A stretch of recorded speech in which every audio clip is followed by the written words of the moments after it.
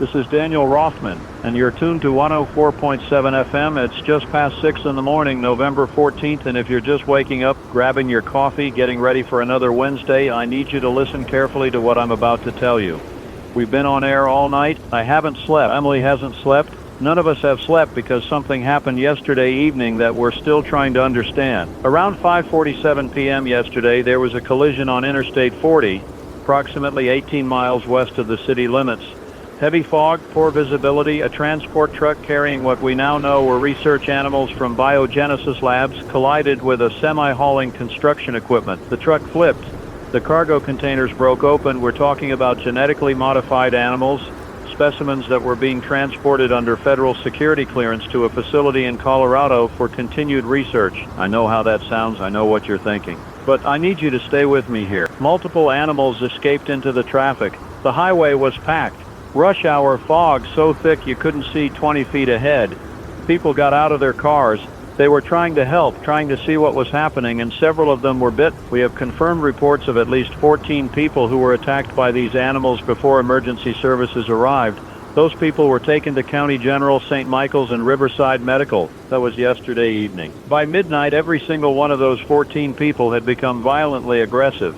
Security footage from County General shows a man identified as Marcus Chen, age 32, who was brought in with bite wounds to his left forearm and shoulder. Within 23 minutes of arrival, he attacked 2 nurses and a doctor. He didn't respond to verbal commands. He didn't respond to pain. Security had to physically restrain him, and even then he continued trying to bite anyone within reach. The same thing happened at the other hospitals. All 14 patients. Same symptoms. Extreme aggression. No response to pain stimuli, attempts to bite. One security guard at Riverside described it as, quote, "They moved like they didn't care if they broke their own bones trying to get to us," unquote. Emily just handed me an update. As of 20 minutes ago, we have 63 confirmed cases across the city. 63 people who were either bitten by the original 14 or came into direct contact with them. The hospitals have been quarantined. The National Guard was called in around 2 this morning. They've established a perimeter around County General. I want to be very clear about something. The authorities are calling this a contamination incident. They're not using the word outbreak. They're not using the word virus. They're saying contamination, possibly chemical or biological agents that were being transported with the animals. The CDC has dispatched a team. They're en route. Expected arrival is sometime this afternoon. But here's what I need you to understand. Whatever this is, it spreads through direct contact, through bites, through blood. And it acts fast. We're talking about 15 to 30 minutes from exposure to full symptomatic behavior. The mayor's office released a statement 40 minutes ago urging everyone to remain calm, stay indoors, avoid the hospital districts, and await further instructions. Schools are closed today. All city government offices are closed. Public transportation has been suspended. Emily's telling me we need to take a moment. She's right. I need to breathe. You need to breathe. Let me give you the traffic report, because I know some of you are already on the road and you need to know what's happening out there. Interstate 40 westbound is completely shut down from mile marker 12 to mile marker 31. That entire stretch is a quarantine zone. State police have blockades set up. Do not attempt to use that route. Interstate 95 northbound is experiencing severe delays near the hospital district. The National Guard has checkpoints established at the Henderson Street exit and the Memorial Boulevard exit. You will be stopped. You will be questioned.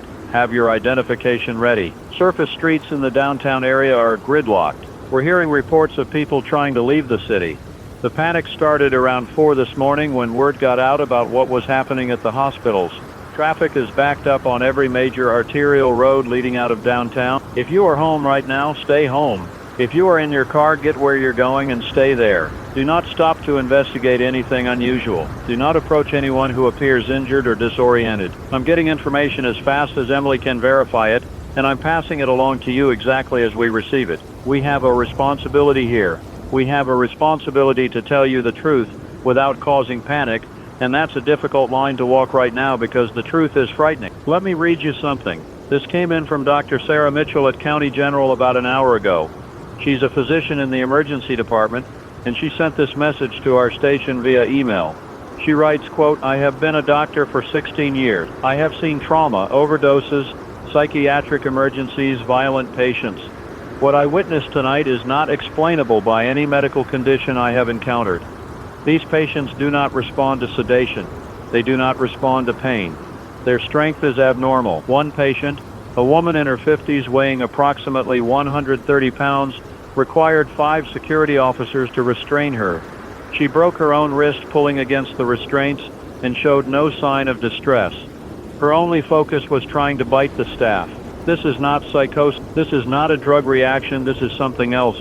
That email was time-stamped at 4. Since then, Dr. Mitchell has not responded to follow-up messages. I'm going to open the lines for a moment. If you're listening and you have information, if you're in the affected areas, if you've seen something, I need you to call in.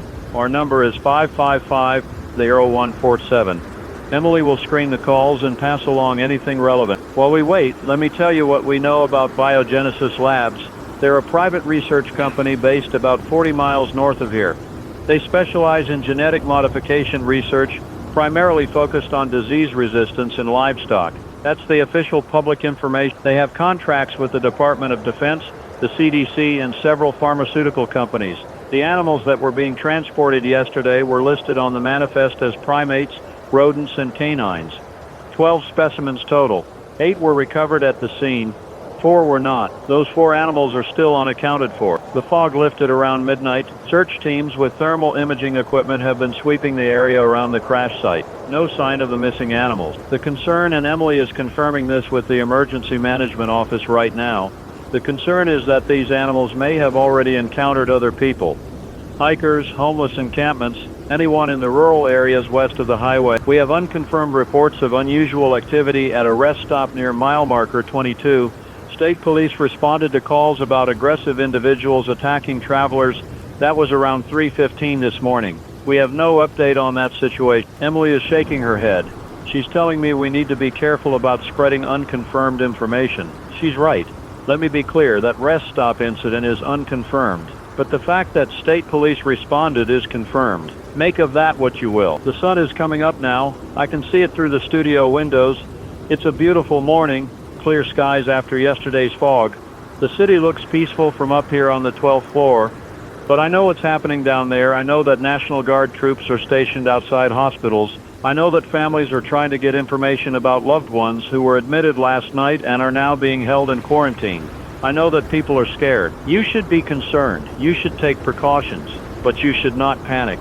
Panic kills people. Panic causes accidents. Panic makes everything worse. Here's what you need to do right now. Check on your family. Make sure everyone you care about is accounted for and safe. Secure your home. Lock doors and windows. If you have a basement or an interior room without windows, identify it now as a safe space. Gather essential supplies: water, non-perishable food, first aid supplies, flashlights, batteries, any medications you need. I know this sounds extreme. I know it sounds like I'm overreacting. But I've been doing this job for 11 years, and I've covered hurricanes, floods, civil unrest, and I have never, not once, told my listeners to prepare like this. I'm telling you now because the situation is evolving rapidly and we don't know how bad it's going to get. Emily just handed me another update. The CDC team's arrival has been moved up. They're landing at the regional airport at 9:30 this morning instead of this afternoon. That tells me they're treating this as a priority situation. That tells me the federal government is concerned. Let me take you through the timeline again because I think it's important to understand how fast this is moving. Yesterday, 5:47 p.m., the crash occurs. By 6:30 p.m., the first bite victims arrive at hospitals. By midnight, all 14 original patients are exhibiting aggressive behavior. By 4:00 a.m., we have 63 confirmed secondary cases. It's now 6:42 a.m. and I'm about to tell you that Emily is looking at her computer screen with an expression I don't like. She's telling me the number has jumped. We now have 118 confirmed cases. That's 55 new cases in less than an hour. The infection is spreading faster than anyone anticipated. The governor's office is convening an emergency session at 8 o'clock. The National Guard presence is being increased. Additional units are being mobilized from neighboring counties. The mayor will address the city at 9 o'clock. We will carry that address live. I need to talk about something that's hard to talk about. I need to talk about what happens if someone you know becomes infected. The symptoms are clear: extreme aggression, loss of verbal communication, fixation on attacking others, specifically trying to bite, unusual strength, insensitivity to pain. If someone you know begins showing these symptoms, you need to get away from them immediately. Do not try to restrain them. Do not try to reason with them.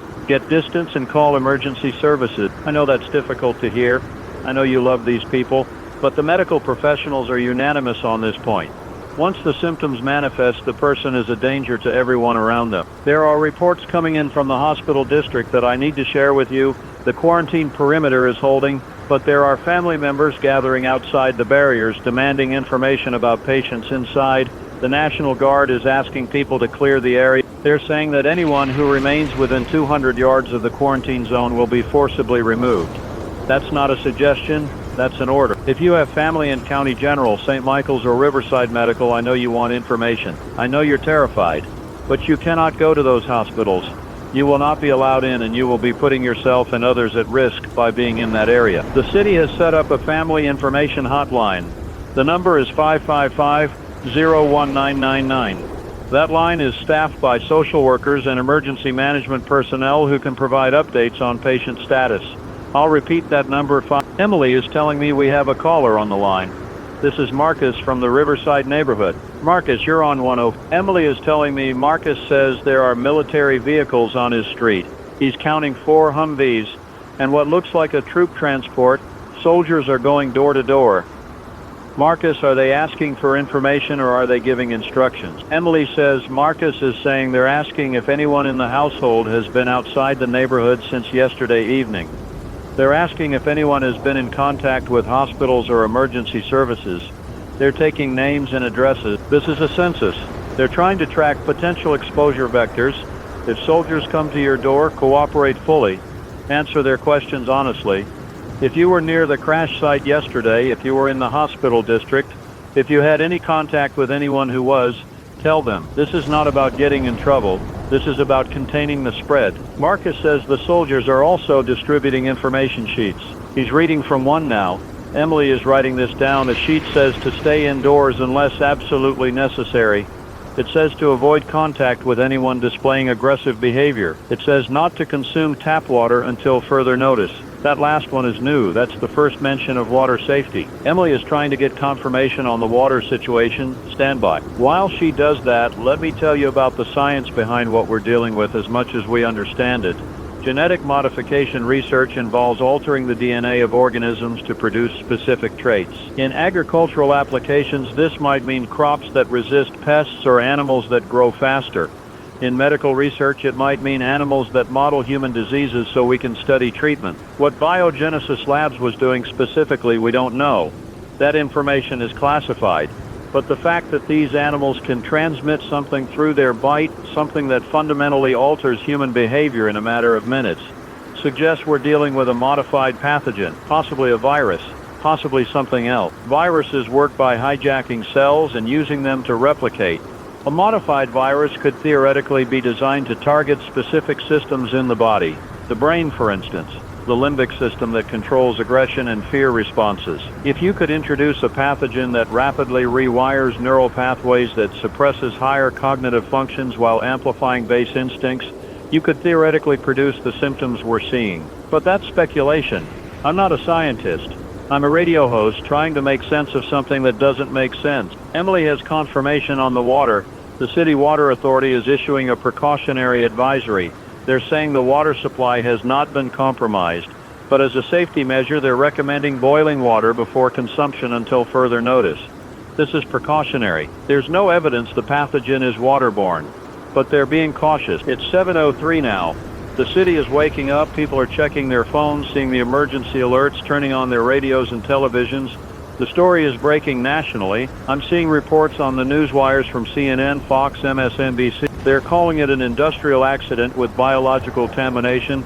They're showing aerial footage of the crash site and the hospital quarantine zone. The narrative is being controlled carefully. The authorities are being very precise with their language. They're not using words that cause panic. But people aren't stupid. People can see military vehicles in their neighborhoods. People can see helicopters circling the hospital district. People know something is very wrong. I've been doing this job long enough to know when I'm being given the official story and when the official story is incomplete. Right now we're getting an incomplete story. But I'm going to keep sharing what I know as I know it because that's my job. That's what you need from me. Emily is pulling up social media feeds. People are posting videos from their homes. I'm watching one now, shaky phone footage of National Guard soldiers in full combat gear clearing a residential street. Another video shows a checkpoint on one of the highways out of the city. Cars backed up for what looks like miles. Another shows someone filming from an apartment window zooming in on County General, and you can see the barriers, the military presence, the ambulances lined up. One video that Emily is showing me now, and I need to describe this carefully, shows several people in what appears to be a parking structure. They're moving erratically, they're not walking normally. One of them is attacking a parked car, pounding on the windows. The person filming is far enough away that you can't see details, but the behavior is consistent with what we've heard about the infected individuals. That video was posted 23 minutes ago from somewhere downtown. Emily is trying to identify the location. The reality is setting in for people. The reality is that this is happening. This is not a drill. This is not an exaggeration. There are infected people in our city right now who are dangerous, who are spreading this condition to others, and we don't yet have a way to stop it. But here's what I need you to remember. The authorities are responding. The National Guard is here. The CDC is on the way. There are smart, dedicated people working right now to understand this and contain it. We are not helpless. We are not without resources. What we need is for everyone to stay calm and follow instructions. We need people to stay home, stay safe, and not interfere with emergency operations. I'm getting word that the mayor's address has been moved up to 8:30. We'll carry that live. In the meantime, let me give you an update on the areas to avoid. The entire hospital district is off limits. That includes everything within a half-mile radius of County General Michaels and Riverside Medical. The Interstate 40 corridor west of the city is closed. Do not attempt to use those roads. There are reports of increased activity near the waterfront. Emily is telling me that police responded to calls of a disturbance at the marina around 6:15. Multiple individuals described as acting aggressively were seen near the boat launches. Harbor Patrol is on scene. We don't have additional details. The pattern we're seeing is that the infected individuals are spreading out from the hospitals. That makes sense. When the hospitals were evacuated or when patients escaped during the initial chaos, they moved into surrounding neighborhoods. From there, they've encountered other people, spread the infection, and those newly infected people are now moving further into the city. It's like a ripple effect. The crash site was the epicenter. The hospitals became secondary epicenters. Now we have multiple points of origin spreading throughout the metro area. The CDC team, when they arrive, will need to establish a comprehensive picture of where infections have occurred and project where they're likely to occur next. That's how you contain an outbreak. You identify the pattern, you predict the spread, you get ahead of it, and create containment zone. The problem is that this is spreading so fast. In a typical infectious disease scenario, you have hours or days to track contacts and establish quarantines. Here we're talking about minutes. Someone gets bitten, and within half an hour they're symptomatic and attacking others. The exponential growth potential is terrifying. Let me do some math for you, and I apologize because math isn't my strong suit, but Emily is helping me here. If one infected person bites 2 people, and each of those people becomes symptomatic in 30 minutes and bites 2 more people, you're looking at 4 infections in the first hour, 8 in the second hour, 16 in the third hour. By hour 12, you'd have over 4,000 infections if the progression was uninterrupted. Obviously, it won't progress that cleanly. People are being isolated. People are being restrained. Emergency services are intervening. But it gives you a sense of why the authorities are treating this with such urgency. Emily is showing me another update. The number of confirmed cases is now at 179. We've jumped from 118 to 179 in less than 30 minutes. The growth rate is accelerating. The governor is expected to declare a state of emergency within the hour. That declaration will trigger additional resources, additional funding, additional authority for law enforcement and military personnel to take necessary actions. I want to talk about what a state of emergency means because there's a lot of misinformation about this. It does not mean martial law. It does not mean the suspension of civil rights. It means that the governor can allocate emergency funds without legislative approval. It means that state agencies can operate with expanded authority. It means that the National Guard can be deployed and given specific law enforcement powers. Could martial law be declared? Yes, if the situation deteriorates to the point where civilian authorities can no longer maintain order. But we're not there yet. We're not close to there yet. What you need to understand is that everyone from the local police to the federal government wants to resolve this as quickly and peacefully as possible. No one wants troops on the streets enforcing curfews. No one wants to see this city under military control. Everyone is working to prevent that outcome. But the situation is serious enough that we need to be prepared for that possibility. Emily is getting a call from her sister who lives in the north side. Her sister is saying that schools in her area received automated calls at 7 o'clock telling parents that schools are closed not just today but until further notice. That's an expansion of the original announcement which only mentioned today. The school system knows something. They're planning for this to be an extended situation. I need to address something that I know people are thinking. I know some of you are wondering if this is some kind of bioweapon. I know conspiracy theories are already circulating online. Let me be very clear. Everything we know suggests this was an accident, a transport accident that resulted in the escape of research animals. There is no evidence of intentional release. There is no evidence of terrorism. There is no evidence of a deliberate attack. Could the research itself have been related to defense applications? Possibly. Biogenesis Labs does have DoD contracts, but that doesn't mean this was a weapon. It means they were conducting research that had defense implications, which could be anything from disease resistance to medical countermeasure. The speculation helps no one. The conspiracy theories help no one. What helps is focusing on the facts, following official guidance and supporting each other through this. It's 7:34. I've been on air for over an hour straight. Emily is telling me I need to drink some water and take a breath. She's right. Let me step back for a moment and remind you of the basics. You're listening to Daniel Rothman on 104.7 FM. We are providing continuous coverage of the emergency situation unfolding in our city. If you've just joined us, here's what you need to know. There was a transport accident yesterday evening involving research animals. Some of those animals escaped and bit people. Those people became violently ill and aggressive. The condition is spreading through direct contact, primarily through bites. There are now nearly 200 confirmed cases. The National Guard has been deployed. The CDC is en route. The mayor will address the city at 8:30. You should remain indoors, avoid affected areas, and follow all official instructions. If you're trying to reach family or friends and can't get through, the phone networks are overloaded. Text messages are getting through more reliably than calls. Use text. Be patient. Most people are safe at home right now dealing with the same information overload and confusion you're experiencing. Emily is showing me something on her screen that I need to share with you. There's a video making rounds online that purports to show one of the infected individuals being shot by police. The video is graphic. I haven't watched it and I won't watch, but I need to address what it shows because it's causing panic. According to reports, the video shows an infected individual attacking someone on a street in the warehouse district. Police arrived and attempted to subdue the individual with non-lethal methods. When those failed and the person turned toward the officers, they used lethal force. Multiple shots were fired.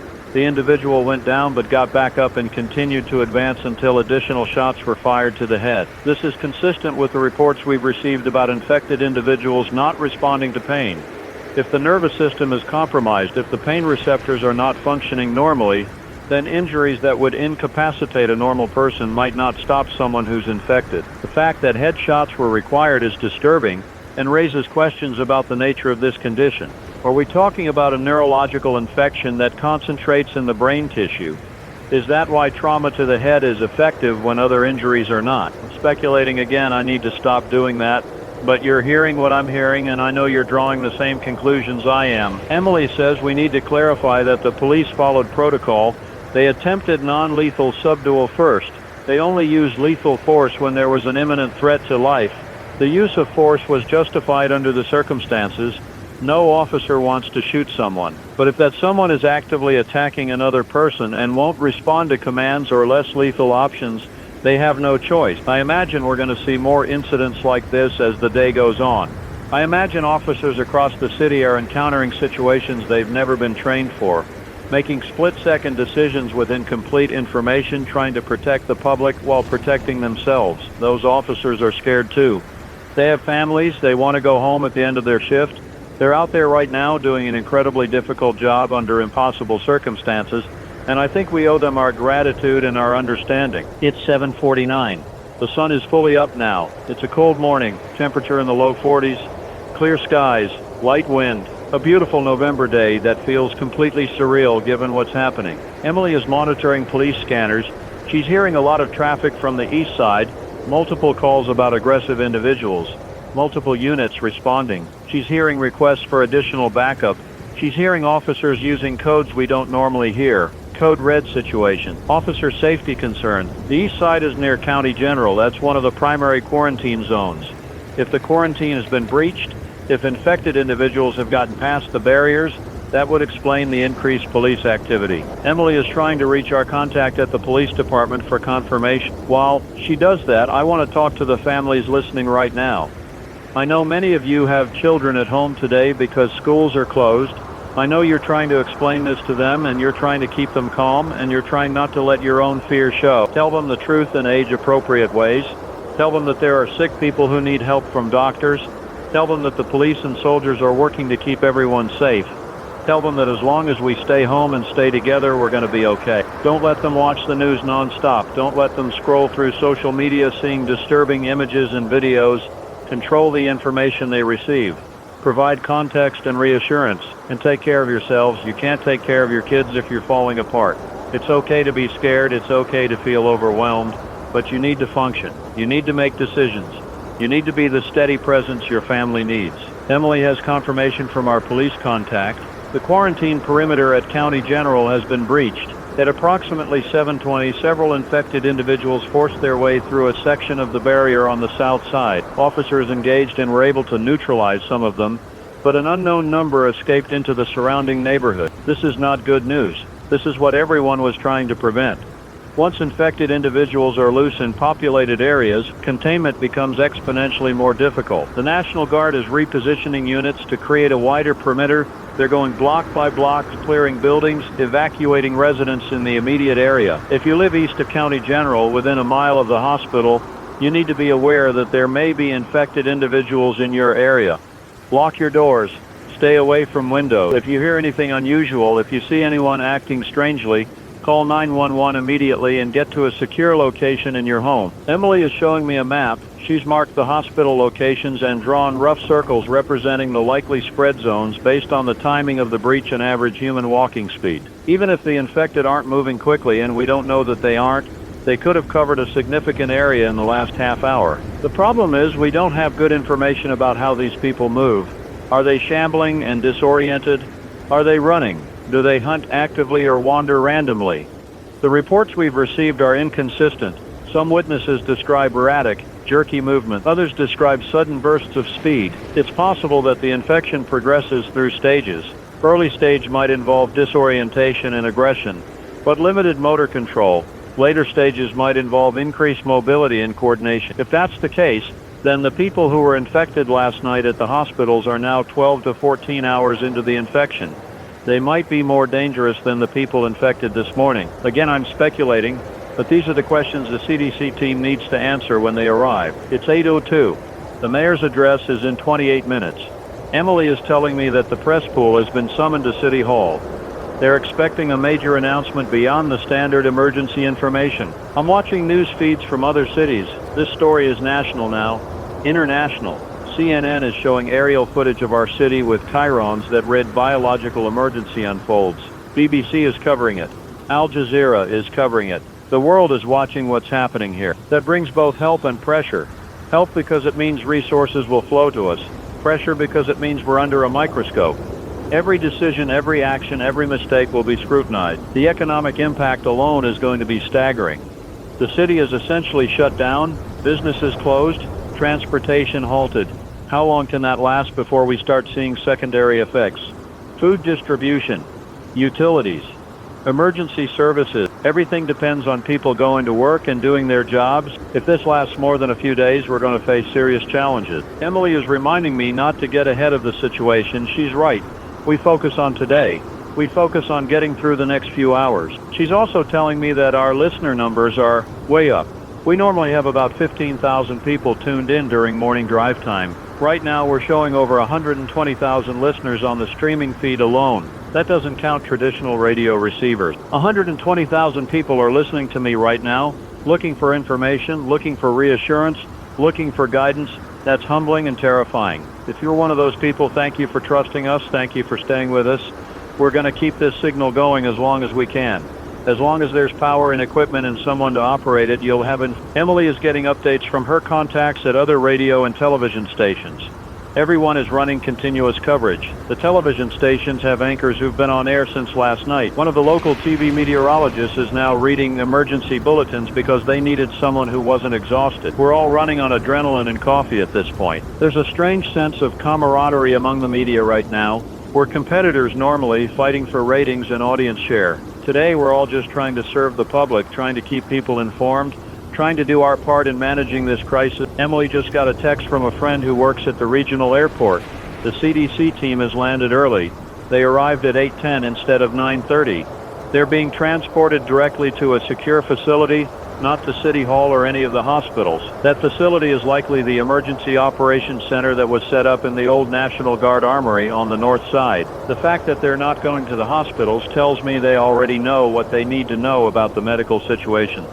They're going straight to operational planning. They're going to coordinate with military and civilian authorities to develop a response strategy. I wonder what they know that we don't.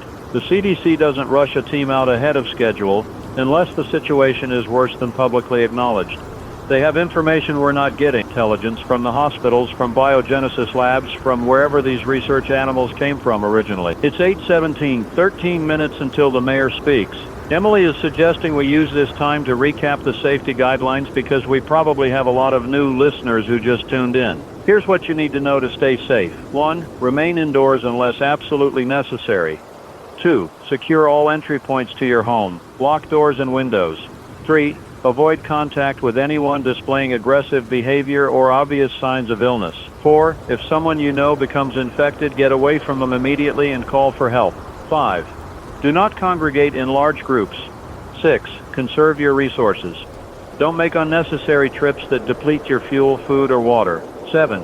Stay informed through official channels. 8. Do not spread rumors or unverified information. That last one is important.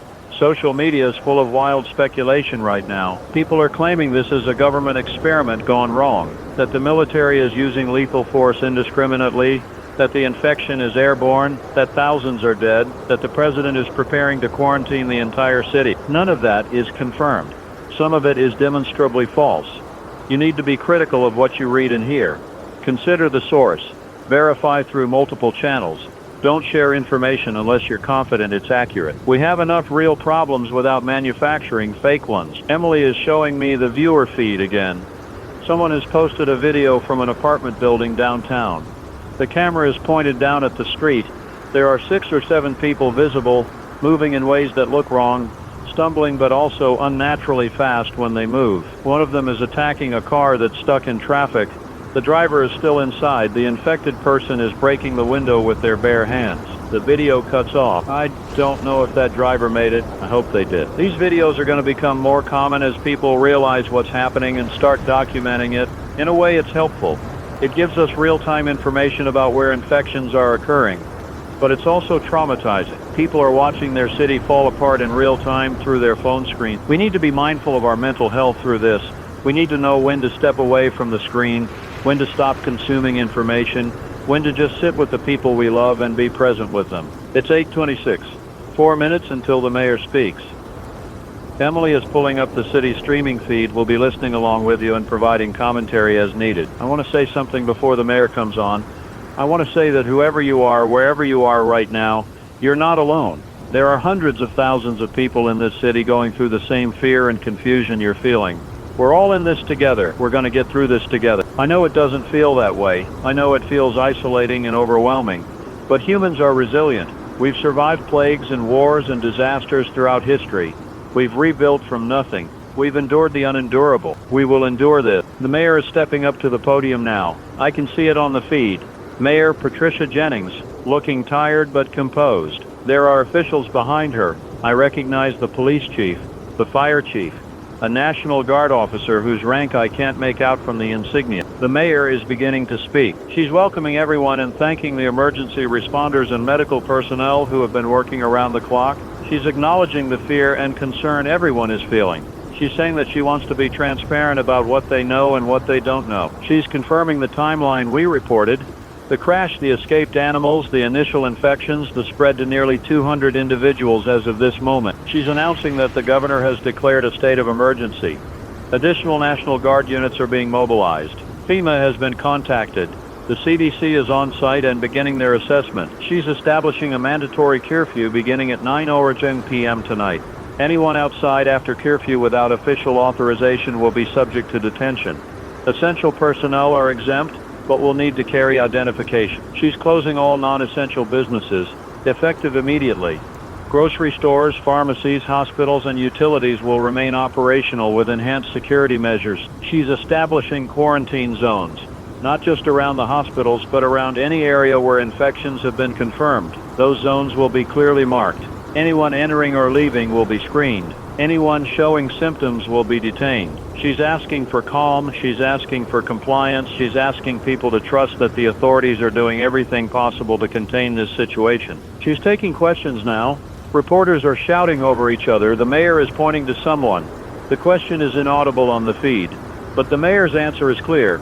She's saying that they do not yet know the full extent of the outbreak, but they're working on comprehensive contact tracing. She's saying that anyone who thinks they may have been exposed should call the hotline and will be evaluated. Another question, this one I can hear. A reporter is asking if the infection is curable. The mayor defers to someone off camera. A moment later, a woman in a CDC jacket steps forward. She introduces herself as Dr. Rebecca Torres, epidemiologist with the CDC. Dr. Torres is saying that they're still characterizing the pathogen, but preliminary analysis suggests it's a modified virus with a rapid incubation period and high transmissibility through blood and saliva. She's saying there's no known cure at this time, but they're working on treatment protocols. She's saying that prevention is the priority. Avoid exposure. Maintain distance from symptomatic individuals. A reporter asks if the infected can be saved. Dr. Torres pauses before answering.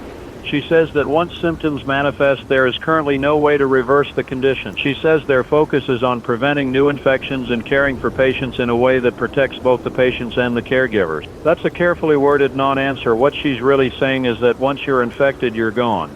There's no coming back. The room erupts with more questions. The mayor raises her hands, calling for order. She's saying that more information will be released as it becomes available. She's urging everyone to monitor official channels for updates. She's ending the press conference. The feed cuts. Emily and I look at each other. The reality just became official. This is not a temporary emergency. This is not something that's going to be resolved in a few hours. This is a crisis that could last days, weeks, maybe longer. The mayor said there's no cure. The CDC confirmed there's no cure. That means everyone who's infected is going to stay infected. That means the only way to stop this is to prevent new infections and isolate those who are already sick. It's 8:51. The press conference lasted about 25 minutes. In that time, Emily has been monitoring updates. The confirmed case count is now at 234. That's an increase of 55 cases during the mayor's speech. The infection is not slowing down. If anything, it's accelerating. Emily is showing me a map that the Emergency Management Office just released. It shows the city divided into color-coded zones. Green zones are currently unaffected. Yellow zones have possible exposure. Orange zones have confirmed cases. Red zones are active outbreaks with quarantine in effect. The hospital district is solid red. The east side neighborhoods around County General are orange. The waterfront is orange. The industrial area west of downtown is orange. Everything else is yellow because at this point, they have to assume the infection could be anywhere. There are no green zones. Let that sink in. There is nowhere in this city that's considered completely safe right now. The map will be updated every 2 hours. You can access it through the city's website or through the emergency management app if you have it installed. I'm going to take a moment to drink some water and collect my thoughts.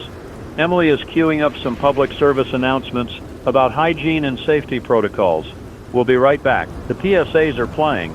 Standard stuff about washing hands, avoiding touching your face, staying away from anyone who seems ill. It feels inadequate given what we're dealing with, but it's better than silence. Emily is eating a granola bar. She hasn't eaten since yesterday. I should eat too, but I'm not hungry. My stomach is in knots. She's telling me about her family. Her parents live 2 hours north in a small town. She talked to them this morning. They're fine. They're worried about her. She told them to stay where they are, lock their doors, and wait for this to pass. Her sister, the one on the north side, has 3 kids. Emily wants to go get them, bring them to the station where she can watch over them. But she knows that's not practical. The station isn't secure. It's not designed to house families, and leaving to get them would mean driving through a city that's becoming more dangerous by the hour. She's doing what we're all doing. She's trying to protect the people she loves while doing the job she's committed to. It's an impossible balance. The PSAs are ending. I'm back on. This is Daniel Rothman, 104.7 FM, continuing our coverage. It's 9:02 a.m. November 14th. If you're just joining us, the mayor has confirmed a state of emergency, a mandatory 9:00 p.m. curfew, and closure of all non-essential businesses. The infection count stands at 234 and rising. I want to address something that came up during the press conference. Dr. Torres from the CDC said the infected cannot be saved. I know that's hard to hear, especially if you have a loved one who's been infected, but we need to be realistic about what we're facing. This is not a flu. This is not food poisoning. This is something that fundamentally changes a person at a neurological level. The person you knew is not coming back. I'm sorry. I wish I could say something else. I wish I could give you hope that your husband or wife or child will recover. But the medical experts are telling us that's not possible. What you can do is remember them as they were. Honor their memory by surviving this, by protecting yourself and others, by making sure their death means something. I know that sounds cold. I'm struggling to find the right words here.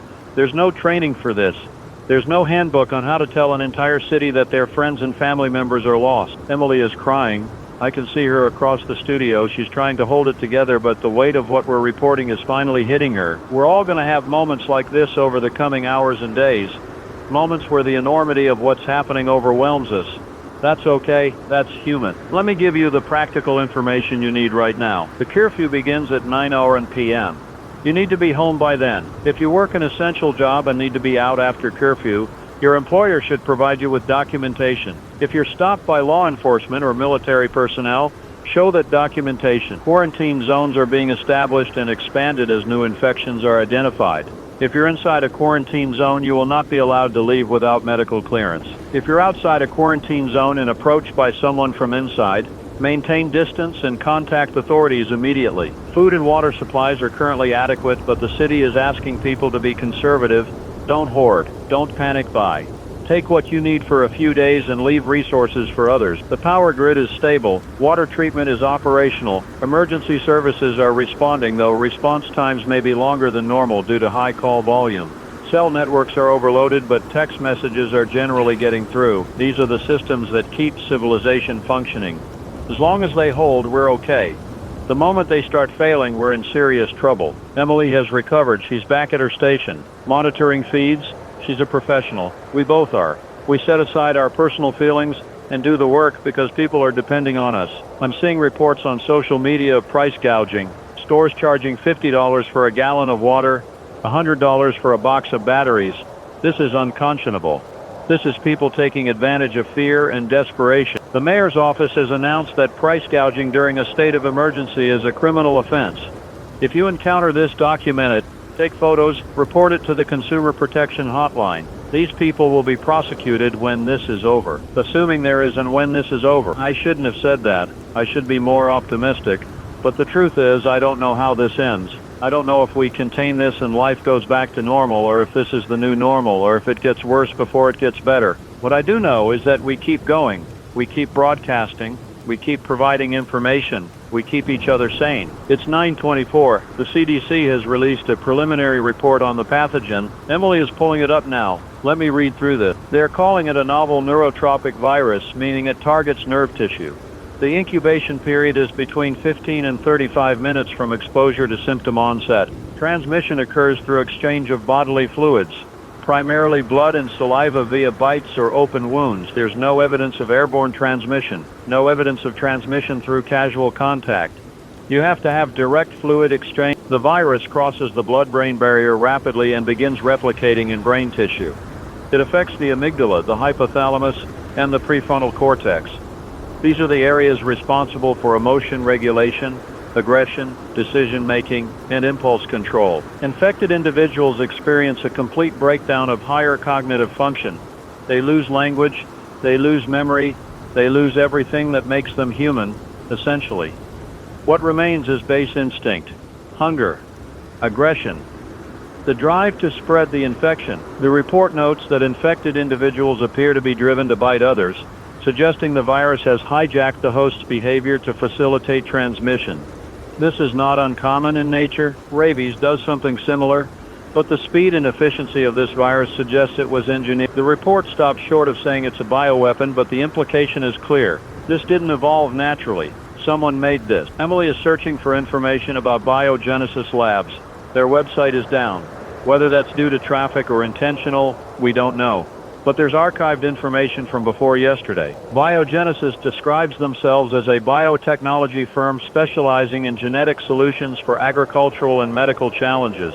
They list partnerships with several universities, pharmaceutical companies, and yes, the Department of Defense. One of their research areas was listed as behavioral modification in animal populations for ecosystem management. That's vague enough to mean almost anything. But behavioral modification through genetic engineering? That sounds like exactly the kind of research that could lead to what we're dealing with. Emily found a news article from 3 years ago. Biogenesis received a $35 million grant from DARPA, the Defense Advanced Research Projects Agency. The grant was for research into neuropathogen resistance. The idea was to develop countermeasures against biological weapons that target the nervous system. So they were researching bioweapons, ostensibly to defend against them. And somehow that research ended up creating exactly what it was supposed to prevent. This is how these things happen. Well-intentioned research. Security protocols that seem adequate until they're not. One accident, one moment of carelessness or bad luck. And here we are. It's 9:47. Emily just got a call from someone she knows at the hospital. She's walking away from her desk to take it in private.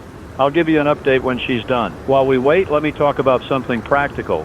If you need to leave your home for any reason, you need to be smart about it. Travel with someone if possible. Stay alert. Avoid areas where you see signs of struggle or disturbance. Don't investigate strange noises. Don't try to help someone who appears injured if they're behaving oddly. I know that goes against every instinct. We want to help. We see someone hurt and we want to render aid. But in this situation, approaching an injured person could get you killed. Look for these warning signs. Erratic movement, aggression toward objects or people. Lack of response to verbal communication. Bleeding, especially around the mouth or hands. Unusual vocalizations, growling, or animalistic sounds. If you see any of that, back away slowly. Don't run unless you have to. Running triggers chase instinct and predators. These people are not quite predators, but their behavior is similar enough that sudden movement might provoke an attack. Get to safety. Lock doors between you and them. Call for help. Do not engage. Emily is back. She looks shaken. I'm asking her if she's okay. She's nodding, but she's not okay. Whatever that call was about, it wasn't good news. She's telling me that her friend at the hospital says things are deteriorating there. The quarantine perimeter is barely holding. They've had multiple breaches throughout the morning. Infected individuals are increasingly aggressive. They're not just attacking randomly. They seem to be coordinating, grouping together, overwhelming barriers. That's new information. That suggests the infection doesn't just destroy cognitive function. It creates new patterns, herd behavior, pack tactics. If infected individuals can coordinate even at a basic level, that makes them significantly more dangerous. It means they can concentrate force. It means they can adapt to obstacles. Emily's friend says the medical staff is terrified. They're treating patients in sealed rooms. They're wearing full hazmat gear. Even with those precautions, there have been exposures.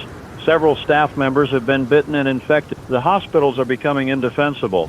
The question is whether to evacuate the remaining staff and abandon the infected patients, or try to hold the line and risk losing more people. That's an impossible decision. I don't envy whoever has to make it. It's 10:03.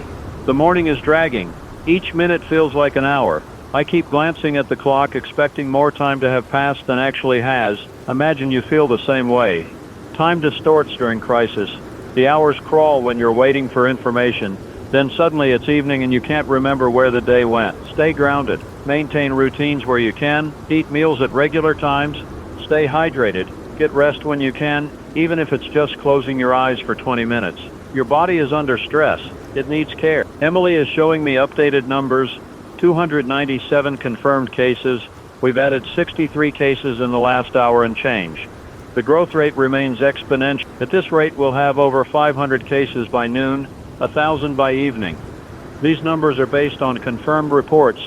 The actual number of infected is likely higher because not every case is being reported or discovered immediately. The city has a population of just over 1 million in the metro area. If we can't stop the spread, we're looking at total collapse within days. I'm trying to think about what total collapse looks like. No power because utility workers can't safely get to work. No water treatment because the plants are abandoned. No food distribution because trucks stop running. No medical care because hospitals are overrun. Society is shockingly fragile. We think of it as solid and permanent, but it's held together by thousands of people doing their jobs every day. Remove those people and everything falls apart quickly. The authorities know this. That's why they're throwing everything they have at containment. It's not just about saving lives today, it's about preventing the complete breakdown of civilization. Heavy stuff for a Wednesday morning, I know. But that's where we are. Emily is fielding calls from listeners who want to know if they should evacuate the city. That's a complicated question. The highways are gridlocked, checkpoints are causing massive delays. If you get stuck in traffic and run out of gas, you're stranded. If infected individuals reach the highway, you're trapped in your car. On the other hand, staying in the city means staying in close proximity to the outbreak. If the quarantine zones continue expanding, you could find yourself inside one. My advice for what it's worth is this. If you have a clear route out of the city and a safe destination, consider leaving now while you still can. But only if you can go quickly and directly. Don't pack everything you own. Don't make multiple trips. Just go. If you don't have a clear route or a safe destination, you're probably better off staying put and securing your location. A fortified home is safer than a highway full of panicked people. Use your judgment. Think about your specific situation. There's no one-size-fits-all answer. It's 10:29. I'm going to take a short break. Emily is going to monitor everything while I use the restroom and splash some water on my face. We'll be right back with more coverage on... I'm back. It's 10:37. I've been off air for 8 minutes, and in that time, the confirmed case count has jumped to 321. That's 24 new cases in 8 minutes.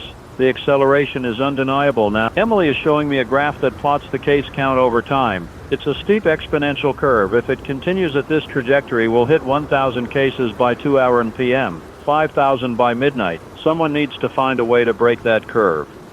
Slow the spread. Isolate the infected.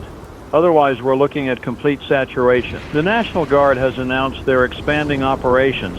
They're going neighborhood by neighborhood, block by block, searching for infected individuals and evacuating residents from affected areas. They're setting up temporary shelters for evacuees at schools and community centers. If soldiers come to your door and tell you to evacuate, comply. Grab essentials and go. Don't argue. Don't delay. They're trying to save your life. Emily just got word that one of the shelters, the one at Lincoln High School, has been compromised. An infected individual was among the evacuees. They didn't show symptoms when they were screened. By the time symptoms manifested, they were inside the gym with over 200 other people. The shelter has been locked down. Everyone inside is being held for observation. Anyone who had direct contact with the infected individual is being isolated. This is the nightmare scenario.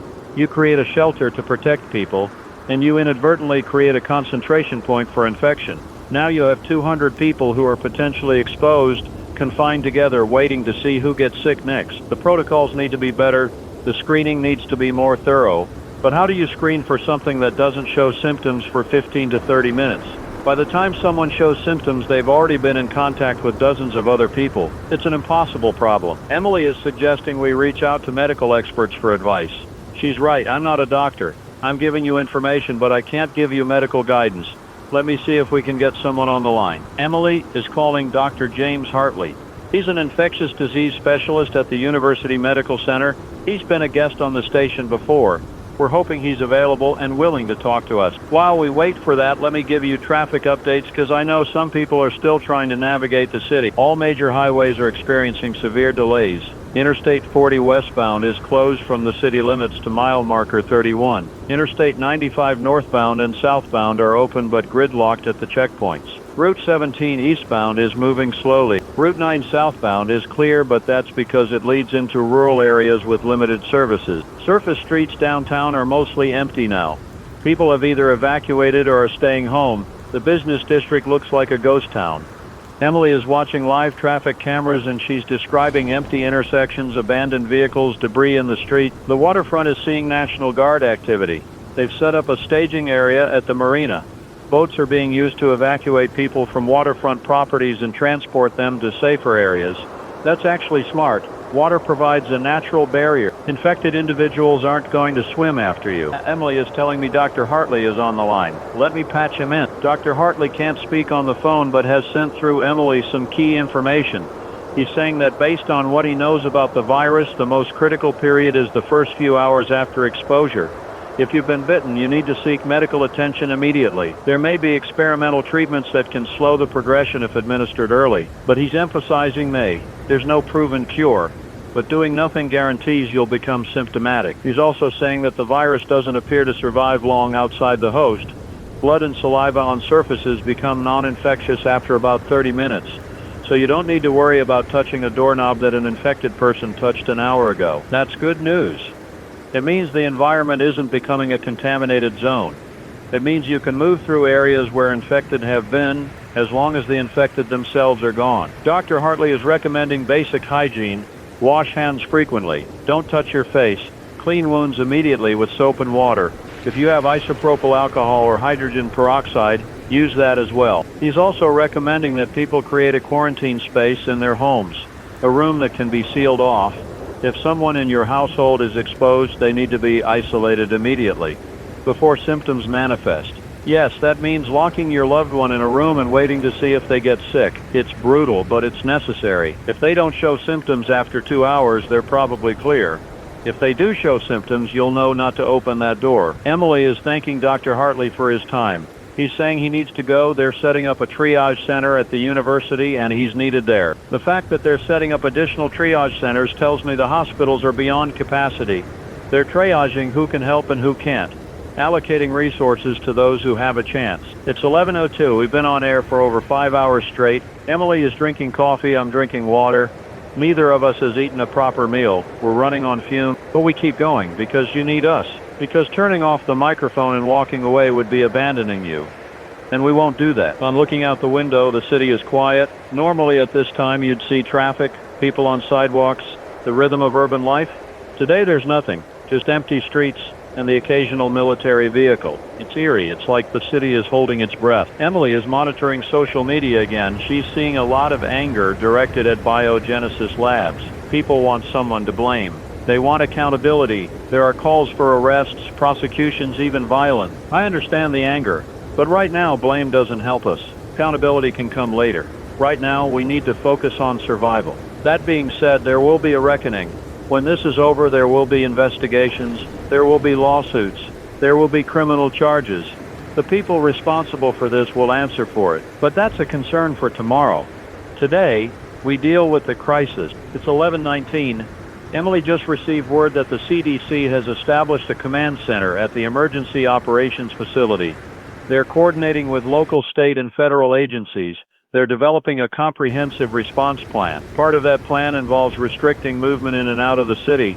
We're hearing that within the next few hours, the city will be placed under a full quarantine.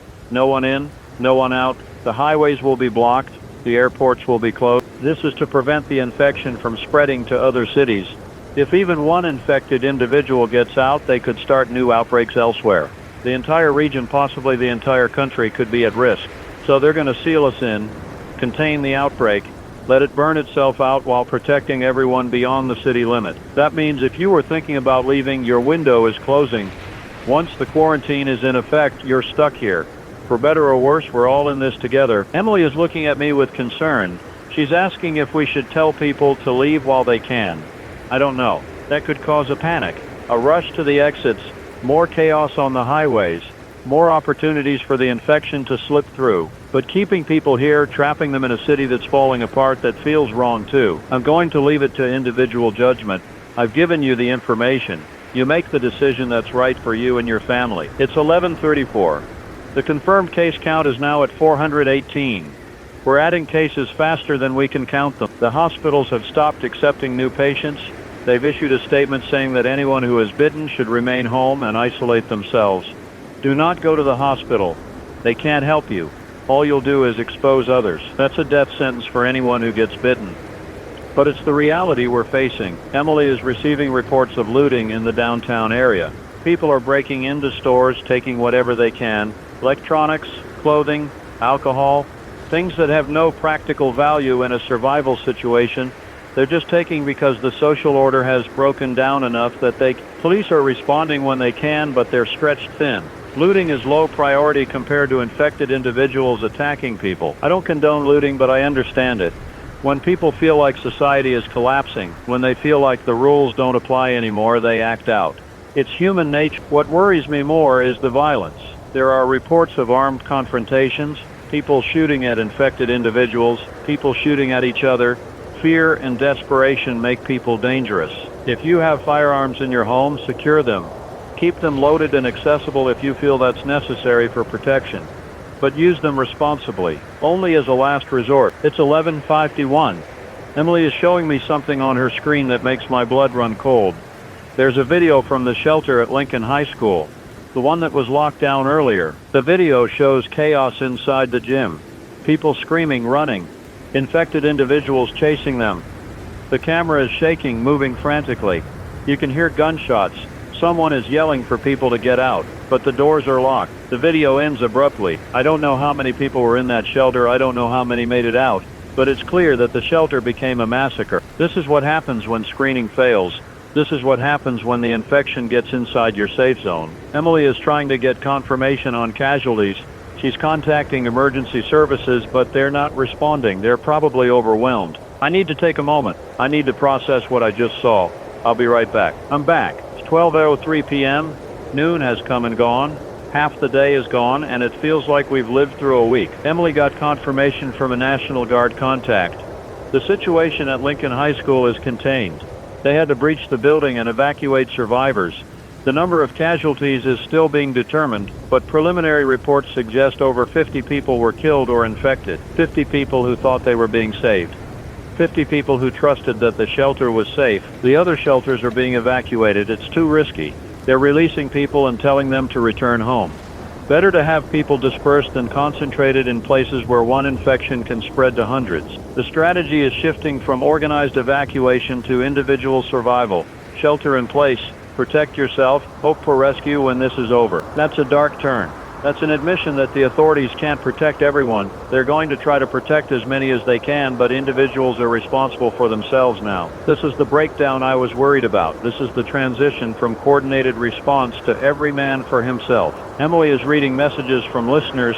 People are scared. They're asking what to do. They're asking if help is coming. They're asking if they're going to die. I don't have good answers.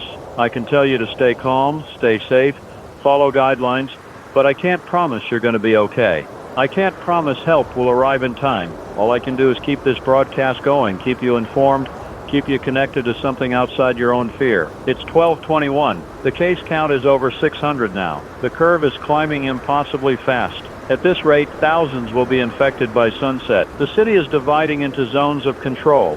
Areas where the National Guard has established a presence and is maintaining order. Areas where the infection has spread and military forces are containing rather than clearing. And areas that have been abandoned entirely. The map Emily is showing me looks like a patchwork. Safe zones scattered across the city like islands. Everything between is contested or hostile territory. If you're in a safe zone, stay there. If you're not, you need to decide whether to try to reach one or fortify where you are. Emily is telling me that the quarantine around the city is now in effect. As of noon, all highways are blocked. All flights are grounded. The city is sealed. We're on our own. I need you to understand what that means. Help is not coming from outside. The cavalry is not riding in. Whatever resources we have inside the city, that's all we're getting. The CDC team is here, but they're a small group. The National Guard is here, but they're finite in number. The police and emergency services are doing their best, but they're overwhelmed. This is it. This is what we have to work with. The mood in the studio is somber. Emily is quiet. We're both processing the reality that we're trapped here, that we're going to ride this out however it plays out. I have family outside the city, parents, siblings. I haven't talked to them today. I should call. But what do I say? I'm locked in the city. I don't know if I'll make it out. Goodbye. Emily's phone is ringing. She's checking the caller ID. It's her sister. She's answering. I'm giving her privacy for the call. I'll keep the broadcast going. It's 12:44. The afternoon is stretching ahead. Hours more of this. Emily is still on the phone with her sister. I can hear her voice from across the studio. She's trying to sound reassuring, but I can hear the strain. Let me talk about something practical. Water. If the power grid fails, the water treatment plants will go down. You'll lose water pressure. You'll lose access to clean water. Fill your bathtubs now while you still have pressure. Fill any large containers you have. You need at least a gallon per person per day for drinking alone, or if you're accounting for cooking and hygiene. If you lose power, food in your refrigerator will start spoiling within hours. Your freezer will last longer if you keep it closed, maybe a day or two. Plan accordingly. Eat perishables first. Save non-perishables for when you have no other options. If you have a fireplace or a gas stove, good. You have a heat source and potentially a cooking source. If you don't, you'll need to get creative. Candles provide light but not much heat. Layering clothing and blankets will be your best option for staying warm once the heat goes out. These are things you should be thinking about now, before you need them. Emily is off the phone. She's wiping her eyes. I'm asking if she's okay. She nods but doesn't speak. I'm giving her a moment. It's 12:58. Confirmed cases are approaching 800. The growth isn't slowing. Every hour, hundreds more are infected. I'm trying to imagine what the city will look like tonight. How many infected will be roaming the streets? How many safe zones will still be intact? How many of us will still be broadcasting? Emily is back at her station. She's pulling up information about the National Guard's operations. They're establishing hardpoints at key intersections and infrastructure sites. Power plants, water treatment facilities, emergency services buildings, they're prioritizing keeping those operational for as long as possible. That's smart. As long as we have power and water, there's a chance to maintain some semblance of order.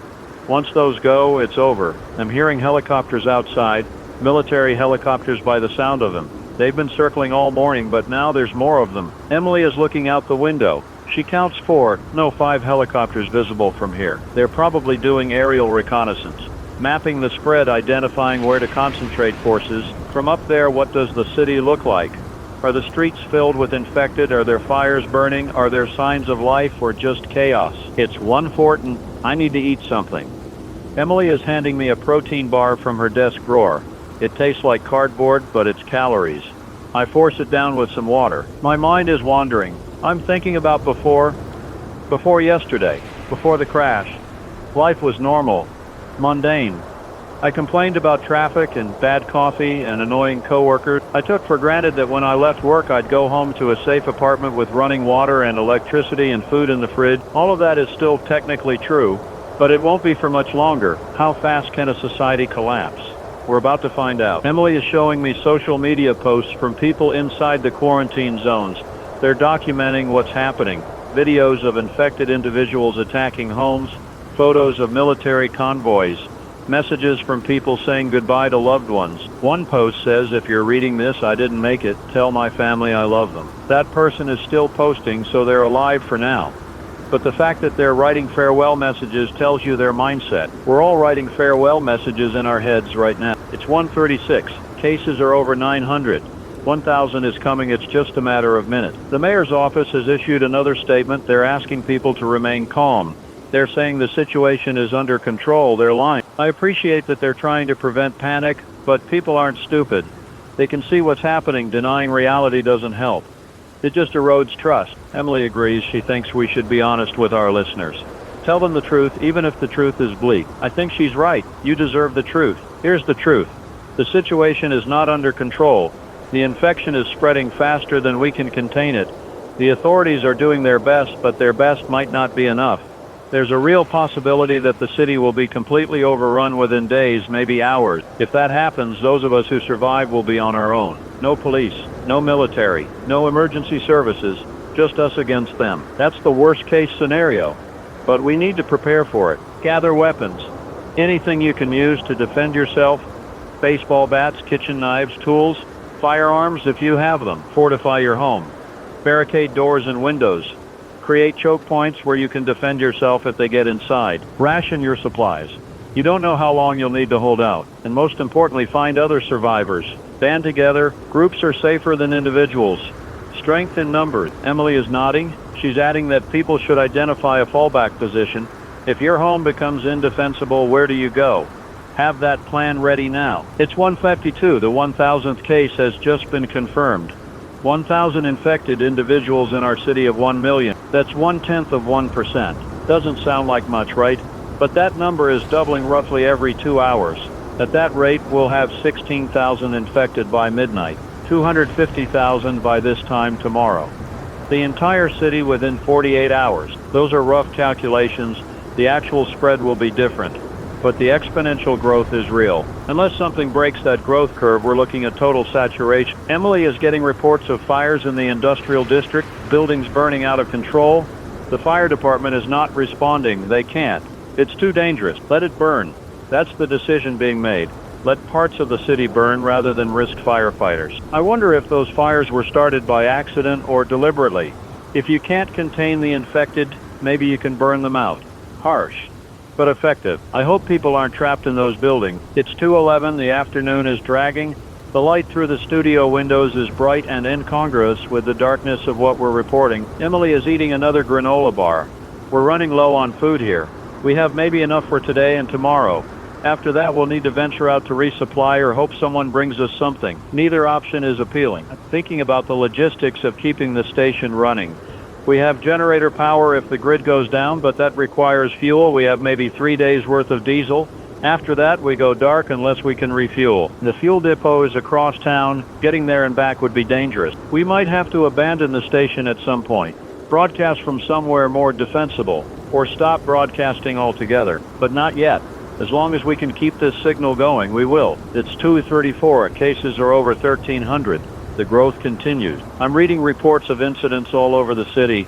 Infected individuals breaking into homes, people barricading themselves in buildings, gunshots echoing through neighborhoods. The city is becoming a war zone. The National Guard is pulling back to defensible positions.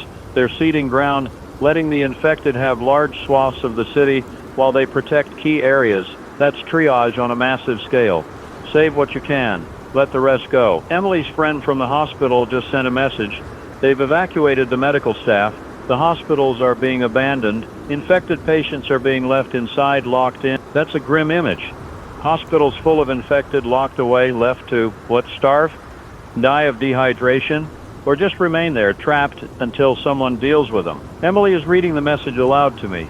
Her voice is shaking. We tried, the message says. We did everything we could, but there's too many. We can't save them. God forgive us. God forgive us all. It's 2:57. I need to take a break. I need to step away from the microphone for a few minutes and collect myself. Emily will hold down the fort. I'm back. It's 3:12. I walked around the building, looked out different windows. The city looks quiet from here, almost peaceful, but I know what's happening down there. Emily filled in while I was gone. She gave updates, read announcements, kept the broadcast flowing. She's a trooper. Confirmed cases are over 1,600. We're on track for the projections. Exponential growth is merciless. I'm getting word that the governor is going to address the state at 4:00 p.m. We'll carry that live. I'm curious what he has to say. What can he say that will make any difference? Emily is monitoring chatter on emergency radio frequencies. She's hearing a lot of distress calls. People trapped, requesting extraction, but there's no one available to respond. The calls go unanswered. That's heartbreaking. People crying out for help that isn't coming. If you're in trouble, don't wait for rescue. Rescue yourself. Do whatever you have to do to survive. It's 3:29. The helicopters are still circling. I wonder what the pilots see. I wonder what they think. Are they scared? Are they grateful to be up there instead of down here? Do they have families in the city? Everyone involved in this response, from the National Guard to the police to the medical staff, they're all people with loved ones. They're all scared. They're all doing their jobs despite the fear. I hope they know we appreciate them. It's 3:41. Emily is receiving messages from listeners who want to share their stories. People holed up in their homes listening to us, finding comfort in knowing they're not alone. One message says, "Thank you for staying on the air. Hearing your voice reminds me that there's still humanity out there." That's what we're here for, to be that voice, to be that reminder. Another message says, "My husband was bitten this morning. I locked him in the basement. I can hear him down there. I don't know what to do." God, what do you say to that? What advice do you give? Emily is typing a response. She's telling the person to stay strong, to keep the door locked, to not go down there no matter what they hear. It's the only advice we can give. It's 3:52, 8 minutes until the governor speaks. Emily is pulling up the feed. I'm bracing myself for bad news. I don't think the governor is going to announce that we've turned the corner. I think he's going to prepare us for something worse. The feed is live. The governor is at a podium. He looks exhausted. There are officials flanking him. Military uniforms. Serious faces. The governor is beginning to speak. He's acknowledging the crisis. He's praising the response efforts. He's expressing condolences to those who have lost loved ones. Now he's getting to it. He's announcing that the city is under full military control. Martial law is in effect. Civil authorities are subordinate to military command. Curfew is now in effect 24 hours a day. Anyone outside without authorization will be detained or shot on sight. All remaining civilians are ordered to shelter in place. Do not leave your homes for any reason. Emergency services will attempt to deliver supplies, but there are no guarantees. The city will be held under quarantine indefinitely until the infection is completely eradicated. He's pausing. He looks like he's about to cry. He's saying that the federal government has authorized the use of all necessary force to contain the outbreak. He's not specifying what that means, but the implication is clear. They're considering extreme measures, firebombing, chemical weapons, whatever it takes to stop the spread. The governor is ending his address. He's asking people to pray, to stay strong, to survive. The feed cuts. Emily and I look at each other. Martial law, shoot on-sight orders, the possibility of the city being destroyed to save the rest of the country. This is real. This is happening. It's 4:11. I don't know what to say to you. I don't know how to process what we just heard. The city is under military control. We're all prisoners now. Prisoners in our own homes, hoping the infected don't break in, hoping the military doesn't decide we're expendable. Emily is crying again. I'm not far behind. This is not how this was supposed to go. This was supposed to be a manageable emergency. Authorities respond, contain the outbreak, life goes back to normal. But it's not manageable. It's out of control.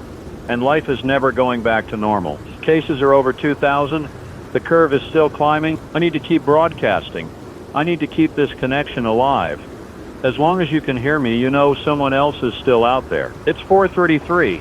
The sun is starting to lower in the sky. We have maybe 4 more hours of daylight. Then comes the night. I'm dreading the night. Everything is worse in the dark. Fear is amplified. Dangers are hidden. Sounds are magnified. If you have lights, use them. Stay in lit areas. Don't let the darkness take over. Emily is checking our supplies. We have enough to get through tonight. Maybe tomorrow. After that, we'll need to make hard decisions. It's 4:56. Confirmed cases are over 3,000. The growth continues unabated. I'm hearing reports of breakdowns in the safe zones. Infected individuals finding ways in, people panicking. The carefully maintained perimeters collapse. The National Guard is retreating to even smaller defensive positions. They're consolidating, giving up more ground. How much ground can they give before there's nowhere left to retreat to? It's 5:19. The city is transforming. What was once a thriving metropolis is becoming something else. Something primitive and violent. Evolution in reverse. Civilization stripped away. Survival of the fittest. Emily is showing me videos people are still posting. Scenes of horror. Infected attacking in packs. Survivors fighting desperately. Blood and chaos. I can't watch anymore. I'm looking away. It's 5:41. The light is fading. Dusk is coming. I want to take a moment to thank Emily. She's been with me through this entire broadcast. She's kept us organized. She's kept us informed. She's been the backbone of this operation. Emily, if you're listening to this later, if something happens to me, I want you to know you did an amazing job. You're a true professional and a good person. She's telling me to stop being morbid. She's right. We're not done yet. It's 6:03. The curfew began officially 3 hours ago, but the shoot-on-sight order is now in full effect. Anyone seen on the streets after dark will be engaged. That's as much for protection as punishment. The infected are indistinguishable from healthy people in the dark. The military can't take chances. If you're inside, stay inside. If you hear someone at your door, don't open it. Not for anyone, not even if they claim to be military or police. Verify through a window first. Confirm identity before you unlock anything. Better to be paranoid than dead. It's 6:28. Cases are approaching 5,000. The exponential growth has slowed slightly, probably because the most vulnerable populations are already infected and there are fewer susceptible people in contact zones. But 5,000 infected is still catastrophic.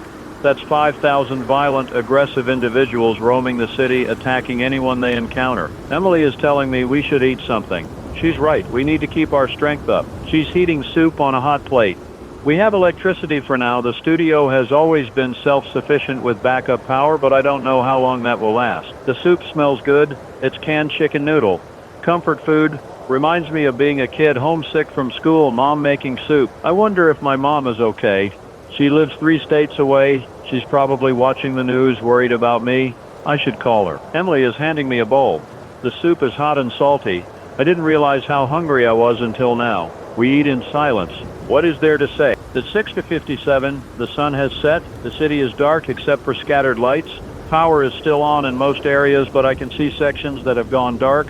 Whether from damage or intentional shutdown, I don't know. The night is here. Emily is monitoring emergency frequencies. There's a lot of activity, military units communicating, coordinates, status reports. Engagement confirmation. Engagement confirmations means they're shooting people. Infected people, presumably. But in the dark, mistakes happen. God help anyone who's out there right now. It's 7:24. We've been on air for over 13 hours. Emily and I are both exhausted. But we keep going. Confirmed cases are over 7,800. The number is staggering. In less than 24 hours, this has gone from 14 cases to nearly 8,000. By morning, it could be 20,000. By tomorrow night, 50,000. The mathematics of pandemic spread are merciless. Emily is suggesting we try to get some rest. Take shifts. One of us sleeps while the other monitors. I'm reluctant to leave the microphone, but she's right. We need to pace ourselves. This could go on for days. I'll take the first watch. Emily is setting up a cot in the break room. She's going to try to sleep for a few hours. It's just me now, me and whoever's listening. If you're out there, I'm here.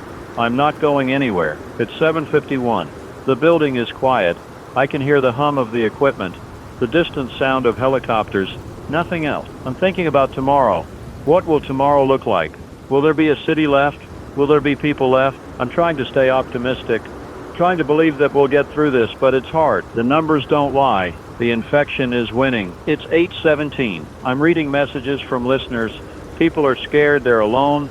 They're listening to me because it makes them feel less alone. I wish I could do more. I wish I could tell them everything will be okay. But I can't lie to them. All I can do is be here, be a voice in the darkness. It's 8:43. Emily is asleep. I can see her through the window of the break room. She's curled up on the cot, wrapped in a blanket. She looks young when she's asleep. Vulnerable. I hope she's dreaming of better times. Cases are approaching 10,000.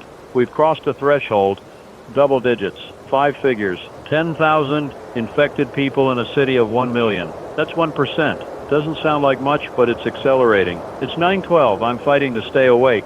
My eyes are heavy. My mind is foggy. I need coffee. I'm making a pot in the break room, trying not to wake Emily. The coffee maker gurgles and hisses. The smell fills the room. It's comforting. I pour a cup, black, no sugar. I take it back to the studio. It's 9:38. The coffee is helping. My mind is clearing. I'm looking at the case map. The infected are spreading out from the original epicenters.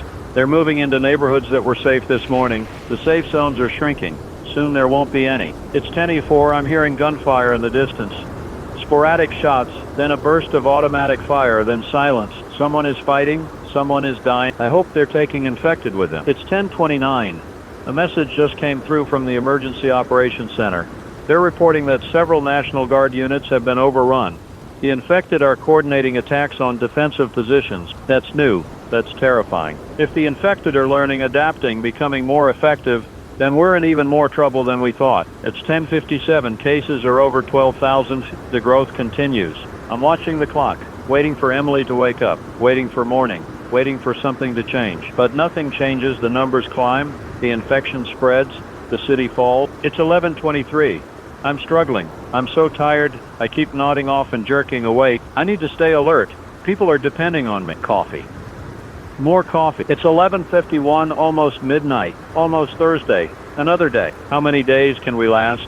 How many days until there's no one left to broadcast to? Emily is stirring. She's waking up. She's coming out of the break room, rubbing her eyes. She's asking how I'm doing. I'm telling her I'm okay. She doesn't believe me, but she doesn't push. She's taking over. I'm going to lie down for a while. Thank you for listening. Emily will keep you company. This is Daniel Rothman, signing off until I can't keep my eyes closed anymore. It's 12:47 a.m. I couldn't sleep. I tried, but my mind wouldn't shut off. Every time I closed my eyes, I saw the images from today, the videos, the messages, the numbers. I'm back at the microphone. Emily is monitoring feeds. She looks as tired as I feel. We've passed midnight. It's Thursday, November 15th.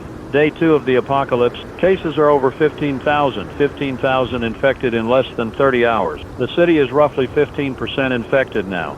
That's a rough estimate, accounting for the fact that not every case is confirmed or reported.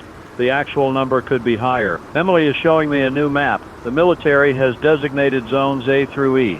Zone A is fully secured. Zone E is completely lost. B, C, and D are varying degrees of contested. Most of the city is now D or E.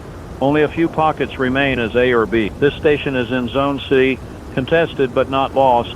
We have military presence nearby, but it's thin. How long before we become Zone D? Zone E? It's 1:14. I'm drinking more coffee. My hands are shaking. I don't know if it's from caffeine or fear. Emily is receiving reports of a major breach in the northern sector.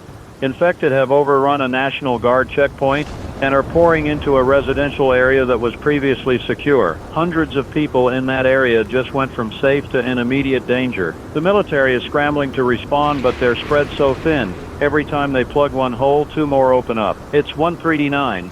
I'm thinking about what happens when the military can't hold anymore. When the safe zones collapse completely. When there's no one left to protect us. We'll be on our own. Emily and I in this station, hoping the infected don't find us. We should probably start thinking about that, about how to defend this place, about escape routes if defense failed. Emily is ahead of me. She's already identified the weak points in the building, the ground floor entrances, the garage, the fire escape. She's suggesting we barricade the stairwells, make it harder for infected to reach the upper floors. It's a good idea. We should do it now, while we still can. It's 2:03. We're taking a break from broadcasting. We need to secure the building. Emily is moving furniture. I'm helping. We're dragging file cabinets, desks, anything heavy to block the stairwell doors. It's exhausting work. We're both breathing hard, sweating despite the cold, but it's necessary. If the infected reach this building, we need every advantage we can get. It's 2C41. The barricades are in place. Not perfect, but better than nothing. We're back in the studio. Back on air. Cases are approaching 18,000. The curve is still climbing. It's 3:06, the darkest hours. The hours when everything seems hopeless. I'm trying to think of reasons to keep going, reasons to keep broadcasting. But I'm struggling. Emily is looking at me with concern. She's asking if I'm okay. I'm telling her I don't know. She's reminding me that people need us. That as long as we're on the air, people have hope. She's right. I know she's right. But it's hard to feel hopeful when the world is ending. It's 3:34. I'm going through the motions, reading updates, giving information, but my heart isn't in it. Emily is picking up the slack. She's doing most of the talking now. I'm just here as a present. I'm sorry. I'm failing you. I'm failing everyone who's listening. It's 4:02. Emily just slapped me. Not hard, but enough to shock me out of my spiral. She's telling me to get it together. She's telling me that if I give up, she gives up. And if we give up, everyone listening gives up. She's right. I need to snap out of it. I'm standing up. I'm splashing water on my face. I'm taking deep breaths. I'm back. I'm here. It's 4:27. The sun will rise in a couple of hours. We just need to make it to morning. Cases are over 20,000 infected people in our city. The majority of them are concentrated in the central and southern districts. The northern districts are less affected, but it's only a matter of time. Emily is monitoring military communications. They're planning a major operation at dawn. They're going to attempt to retake some of the lost territory, reclaim safe zones. It's a risky move, but they don't have much choice. They can't just keep retreating. It's 4:53. I'm feeling better, more focused. Emily's tough love work. We're a team. We support each other. That's how we'll get through this. I'm reading messages from listeners again. People thanking us for staying on. People telling us their stories. People saying goodbye just in case. These messages keep me going. They remind me why this matters. It's 5:21. The sky is starting to lighten. Dawn is coming. Another day. Another chance to survive. Emily is making breakfast. Instant oatmeal. Not glamorous, but it's calories and warmth. We eat together, watching the sunrise through the studio windows. It's beautiful. The sky is painted orange and pink. For a moment, I forget about the horror. For a moment, it's just a beautiful morning. Then reality crashes back. The infected are still out there. The city is still falling. We're still trapped, but we had that moment. That brief respite. That's something. It's 5:47. The sun is up. Day 2 begins in earnest. Cases are over 23,000. The infection claimed another few thousand people while we waited for dawn. The military operation is beginning. Emily is tracking it on the radio. Multiple units are moving out from secure positions. They're advancing on infected-held territory. This could be a turning point, or it could be a disaster. It's 6:14. Initial reports from the operation are mixed. Some units are making progress. Others are encountering heavy resistance from infected individuals. Let that sink in. These aren't trained soldiers. They're sick people driven by instinct, and they're holding off military forces. Emily is listening intently to the chatter. She's hearing requests for air support, requests for reinforcements, casualty report. That's not going well. It's 6:42. The operation is stalling. The infected are too numerous, too aggressive. The military is taking heavy casualties. They're being forced to withdraw, another retreat. How many more retreats before there's nowhere left to go? It's 7:08. The operation has been called off. The units are returning to their defensive positions. It was a failure, a costly failure. The infected still hold most of the city. The safe zones are still shrinking. Emily is quiet. I'm quiet. What is there to say? It's 7:36. Cases are approaching 30,000. We've lost count of how many people are infected versus how many are dead. The distinction hardly matters anymore. It's 8:03. I'm thinking about endgames. How does this end? Best case, the infection burns itself out. The infected exhaust the supply of uninfected. With no new host, the outbreak dies. But that means most of the city is infected or dead.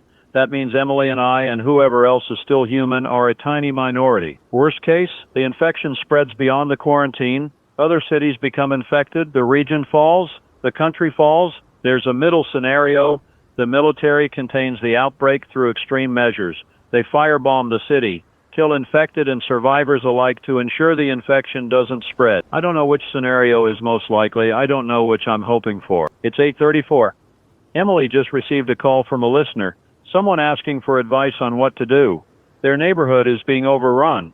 They're trapped in their home with their family. They want to know if they should run or hide. Emily is trying to give them advice, but what can she say?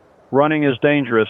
Hiding is dangerous. There are no good options. She's telling them to assess their situation. If the infected are breaking in, they need to run. If they can hold the house, they should hide. It's inadequate advice, but it's all we have. The caller is thanking her. The line goes dead. I hope they make it. It's 9:02. The morning is dragging. Each hour feels like a day. Cases are over 35,000. More than 1 in 30 people in the city is infected. The odds are getting worse. The margins are shrinking. Emily is checking our supplies again. We're running low on everything: food, water, coffee. We need to resupply soon. But leaving the station is a death sentence. We're trapped, just like everyone else. It's 9:34. I'm hearing more gunfire, closer this time. The sounds of fighting are getting nearer to the station. Emily is at the window. She's looking down at the street. She's seeing infected, dozens of them, moving past the building. They don't seem interested in us. They're moving with purpose, like they're going somewhere. Where are they going? What are they doing? Emily is watching them. She's describing their movement. They're not shambling. They're walking quickly, almost running. They're coordinating, moving as a group. This is bad. This is very bad. It's 10:07. The infected have passed. The street is empty again. But now we know they're in our area. They're close. We need to be ready. If they come back, if they try to get in. Emily is checking the barricades, making sure they're secure. I'm loading the one firearm we have, a pistol that belongs to the station manager. He left it in his office when he evacuated yesterday. I don't know how to use it properly. Emily doesn't either. But it's better than nothing. It's 10:39. Cases are over 40,000. Nearly 1 in 25 people. The city is dying, person by person, block by block. It's 11:14. Emily is trying to stay positive. She's talking about what we'll do when this is over, where we'll go, what we'll eat. I appreciate the effort, but I can't think about after. I can only think about now. It's 11:48. Noon is approaching. Another milestone. Another half-day survive. Cases are nearing 45,000. The growth is relentless. It's 12:16 p.m. Noon has come and gone. We're into the afternoon of day 2. Emily and I are taking turns resting. We can't both be awake all the time. We need to conserve our energy. I'm at the microphone. Emily is dozing in the chair across the room. If you're listening, thank you. Your presence, even unseen, keeps me going. It's 12:51. Cases are over 50,000. 50,000 infected. That's 5% of the city.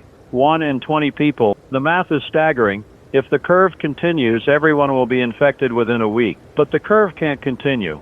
There are physical limits. The infected need hosts.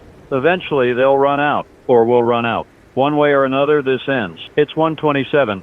Emily is awake. She's taking over the broadcast. I'm going to close my eyes for a bit. I hope I can sleep. I hope I don't dream. It's 3:42. I woke up. Emily let me sleep longer than planned. She says I needed it. I feel slightly more human, slightly less dead inside. Cases are approaching 60,000. 60,000 infected individuals. The city is lost. I think we all know that now. The question is whether anyone survives. It's 4:19. The sun is lowering again. Evening is coming. Another night. We've survived 2 days, 48 hours since the crash. 48 hours since the world changed. Emily is preparing for the night, checking lights, checking locks, checking the barricades. We're as ready as we can be. Dusk is here, the light is fading. I'm dreading the night again. The darkness brings fear, but we'll face it, like we faced last night, like we'll face every night until this is over. Cases are over 65,000. The infection claims more with each passing hour. It's 5:33. The city is dark. Power is failing in more areas. The lights are going out. Our generator is still running. We still have power. But for how long? Emily is rationing fuel. We have maybe 2 more days of generator power. After that, we're dark. We need to make plans for that. For broadcasting without power, or for stopping the broadcast altogether. I don't want to think about stopping. As long as we're on the air, there's hope. It's 6:08. Full dark now. The city is a patchwork of light and shadow. I can see fires burning in the distance. Buildings on fire. No one is putting them out. The city is burning. Emily is crying quietly. I go to her. I put my arm around her. We stand together watching the city burn. We don't speak. There's nothing to say. It's 6:44. We're back at our stations, back to work. Cases are over 70,000. The numbers have lost meaning. They're just numbers now. People are dying. People are becoming monsters. The world is ending, and we're still here, still broadcasting, still surviving. It's 7:21. I'm reading messages from listeners. There are fewer now. Either fewer people are alive or fewer people are able to send messages. But the messages that come through are desperate. Please for help. Goodbyes. Expressions of gratitude for our broadcast. I'm trying to respond to as many as I can, trying to give comfort where there is no comfort to give. It's 7:58. Emily is suggesting we talk about something other than the infection, something normal, something human. She's asking me about my life before, my family, my hobbies, anything. I tell her about my parents, about growing up in a small town, about wanting to be a radio host since I was a kid. She tells me about her dreams, about wanting to travel, about places she wanted to see. We talk for a while. It helps. It reminds us we're still human. It's 8:36. Back to reality. Cases are approaching 80,000. The infection has reached critical mass. It's everywhere now. Every neighborhood, every block. There are no safe zones anymore. Only pockets of survival scattered throughout a dead city. It's 9:13. I'm hearing sounds in the building. Scraping. Banging. Something is trying to get in. Emily hears it too. We're both frozen, listening. The sounds are coming from below. From the stairwell. Something is testing the barricades. It's 9:27. The sounds have stopped. Whatever it was, it's moved on. Or it's waiting. Emily and I are on high alert now. We're watching the door. Weapons ready. If they get through, we fight. There's nowhere left to run. It's 9:51. Still quiet. Maybe it was nothing. Maybe we're paranoid. But paranoia keeps you alive. Cases are over 85,000. The numbers continue their march. It's 10:24. I'm exhausted again. Emily is exhausted. We're both running on fumes and fear. But we keep going, because stopping means giving up. And we're not ready to give up yet. It's 10:58. Almost midnight. Almost day 3. How much longer can we do this? How much longer can anyone do this? I don't know. I just know that we're here now, in this moment, still alive, still broadcasting, and that has to be enough. It's 11:32. Emily is taking over. I need to rest. I need to close my eyes and pretend just for a little while that everything is okay. Thank you for listening. Thank you for being there. Even though I can't see you, I know you're still there. Somewhere. This is Daniel Rothman, and you're still listening to It's 12:03 a.m., Friday, November 16th. Day 3 begins now. Emily just woke me. She says the sounds are back, the scraping against the barricades. Something is definitely down there trying to find a way up. I'm at the window now, looking down at the street. There are shapes moving in the darkness. 20, maybe 30 infected individuals. They're gathered around the building entrance. They know we're here. Emily is asking me what we should do. I don't have an answer. We can't leave. We can't fight that many. All we can do is hope the barricades hold. Cases are over 90,000 now. 90,000 infected in a city of 1 million. We've crossed 9%, nearly 1 in 10 people. The scraping sounds are getting louder, more insistent. They're not giving up. It's 12:31. The sounds continue, constant now. A rhythmic banging against the stairwell door on the ground floor. Emily is monitoring the security camera feeds. We have 4 cameras covering the building exterior. She's watching the infected gathered outside. She's telling me they're not acting randomly, they're organized. Some are working on the doors while others stand guard. Like they're protecting the ones who are working. This level of coordination is beyond what we've seen before. The infection is evolving. The infected are becoming more capable. That's terrifying. It's 12:57. The banging is stopped. The street is quiet again. Emily and I are watching the feeds. The infected are dispersing, moving away from the building. Did they give up? Or are they regrouping? We don't know. We can only wait. Cases are approaching 100,000. 6 figures. 100,000 infected people. That's 10% of the city. 1 in 10. It's 1:24. Still quiet.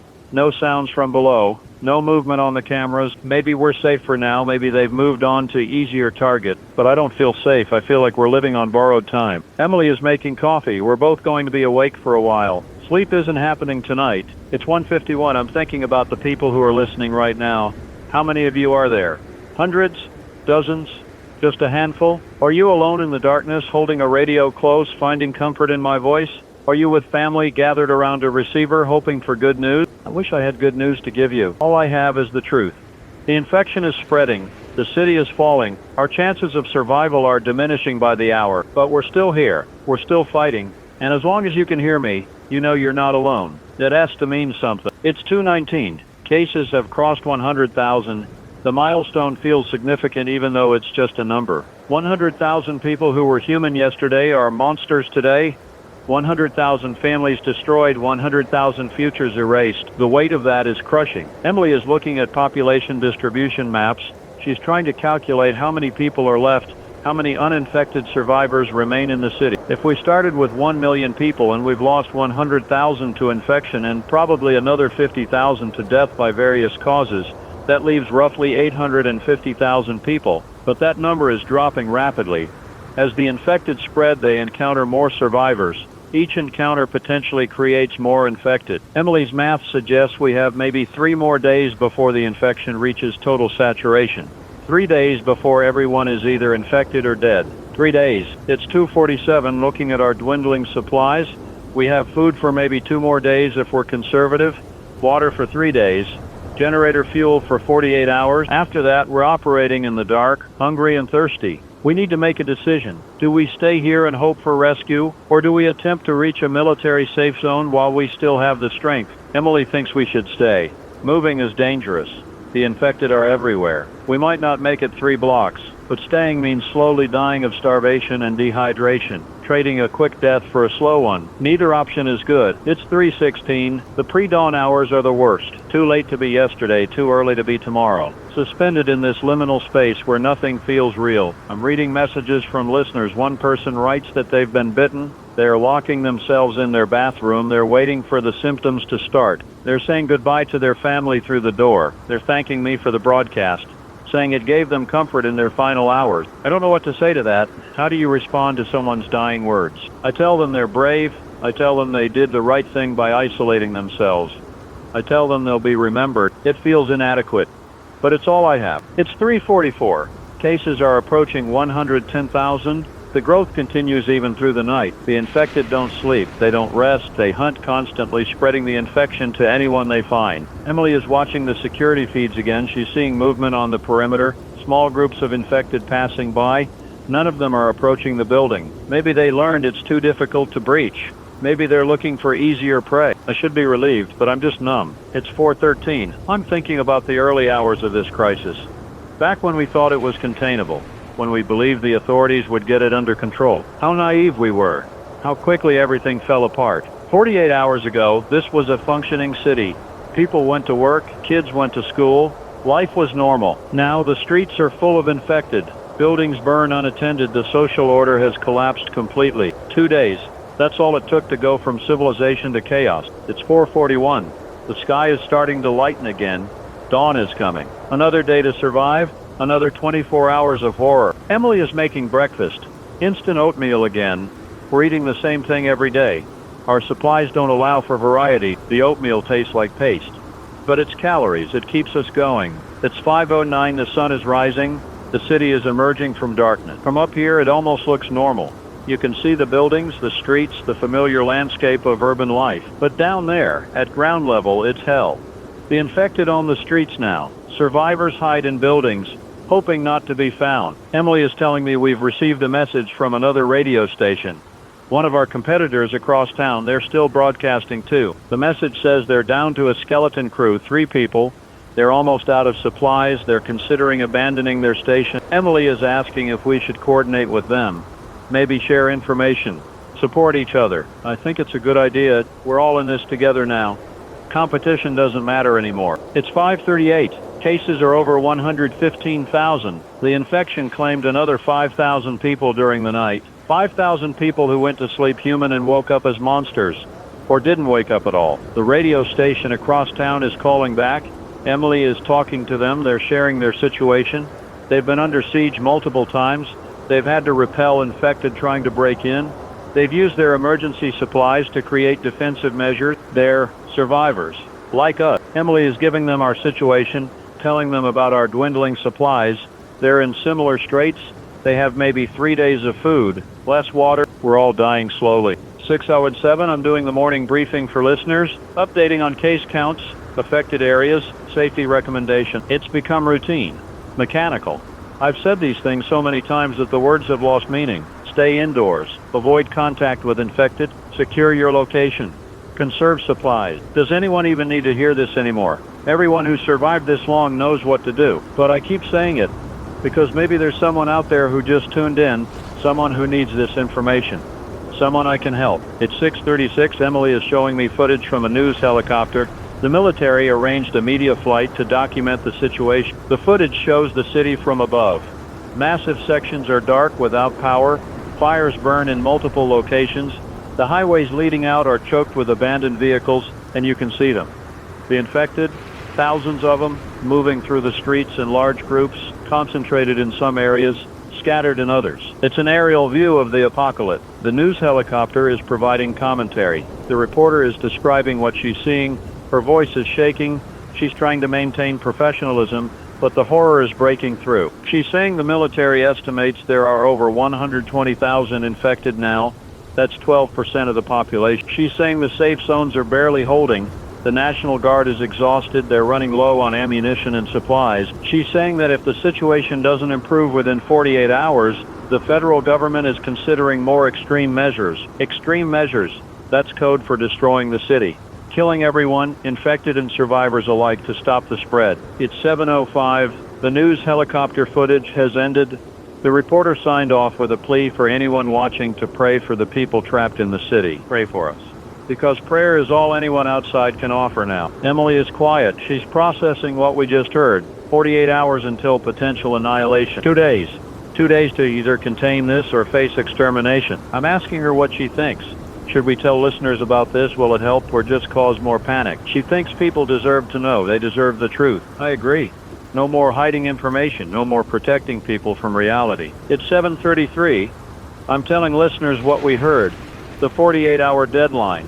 The extreme measures being considered. I'm being as honest as I can. I'm telling them that if the infection isn't contained, the government may decide to eliminate the entire city to prevent further spread. That means airstrikes, firebombing, maybe even nuclear options if they're desperate enough. It means none of us survive. The phone lines are lighting up. People are calling Emily, demanding to know if this is true, begging for reassurance. Emily is doing her best. She's confirming what I said. She's telling people we don't have more information. She's urging them to stay calm. But how do you stay calm when you've just been told you might have 48 hours to live? It's 8:02. Cases are approaching 130,000. The curve continues its relentless climb. 13% of the population. More than 1 in 8 people. The math is simple and brutal. At this rate, everyone will be infected before the 48-hour deadline expires, unless something changes.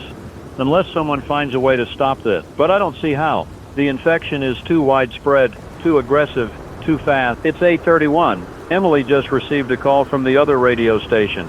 They're signing off. They've made the decision to abandon their facility and attempt to reach a military safe zone. They're wishing us luck, saying goodbye. Emily is wishing them luck too, telling them to be careful. The call in, another voice going silent, another signal going dark. Soon we might be the only station left broadcasting in the city. It's 8:59. I'm watching the clock, watching the minutes tick by. Each minute is one less minute of guaranteed survival. Emily is inventorying our supplies again. She's counting everything, making lists, calculating ratios. She tells me that if we cut our food intake by half, we can stretch our supplies to 4 days. If we're willing to be uncomfortable and hungry, maybe 5 days. But water is the problem. We have 3 days of water at normal consumption, less if we try to ration it aggressively, 3 days until dehydration becomes a serious concern. It's 9:28. Cases have reached 140,000, 14%. The infected now outnumber the survivors in many neighborhoods. The balance has tipped. They're the majority now. Emily is showing me a map that tracks infection density. The central city is over 30% infected. The outlying areas are still in single digits, but the infection is spreading outward. The dense center is pushing into the less affected periphery. It's a wave of infection rolling across the city, consuming everything in its path. It's 9:57. I'm reading more messages from listeners. The tone has shifted. People aren't asking for advice anymore. They're sharing their stories, talking about their lives, their regrets, their love. It feels like a memorial service, people eulogizing themselves and each other. One message stands out. It's from a father with 3 children. He writes that he's kept his family safe so far. They're barricaded in their home, they have supplies, but he knows it's only a matter of time. He's writing down everything he wants his children to know, his hopes for them, his love for them. He's putting it in a sealed container and hiding it, hoping that if they don't survive, someone will find it someday and know they existed. He's asking me to remember them, to tell the world about them if I make it out. His name is Marcus Rivera. His children are Sophia, age 8, Miguel, age 6, and Isabella, age 4. I'm saying their names on air. I'm honoring his request. Marcus, Sophia, Miguel, and Isabella Rivera. I will remember you. It's 10:26. Emily is crying again. The message from Marcus got to her. I understand. It got to me too. There are thousands of families like his, tens of thousands, all of them facing the same impossible situation, all of them trying to survive just one more day, and most of them won't make it. It's 10:55. Cases are over 150,000, 15% of the population. We're approaching critical mass, the point where containment becomes impossible even in theory. The authorities know this.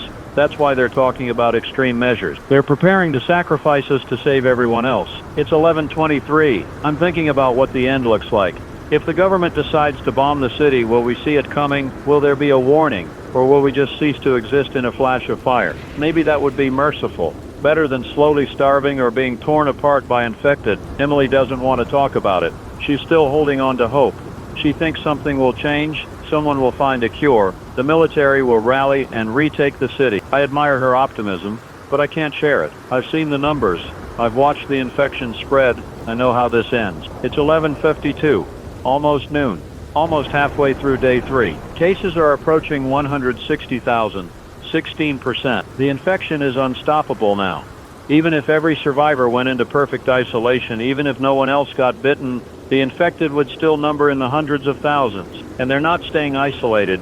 They're breaking into homes, finding survivors, spreading the infection. It's 12:21 p.m. Noon has passed. The afternoon stretches ahead. Emily is suggesting we go through the station's archives, find old recordings, music, shows from before. She thinks it might be good to remind people of normal times, of life before the infection. I'm not sure if that will help or hurt. Will nostalgia comfort people or just make them sad? But it's worth trying.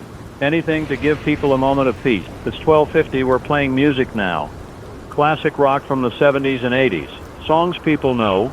Songs that remind them of better time. Led Zeppelin, the Eagles, Fleetwood Mac, the Rolling Stones. I'm letting the music play without commentary. Just pure sound, pure escape. Emily is monitoring the systems while I take a break. I'm sitting in the break room listening to the music through the speakers. It feels surreal, like I've stepped into a time machine. Like if I just close my eyes, I can pretend it's a normal day, a normal broadcast. But I can't close my eyes, because when I do, I see the infected. I see the burning city. I see the future rushing toward us. It's 1:19. The music block is ending. I'm back at the microphone. Cases are over 170,000, 17%. We're losing. The infection is winning. Nothing we do matters. But we keep broadcasting anyway, because what else is there? It's 1:48. Emily just got an update from the military command. They're planning a final major operation.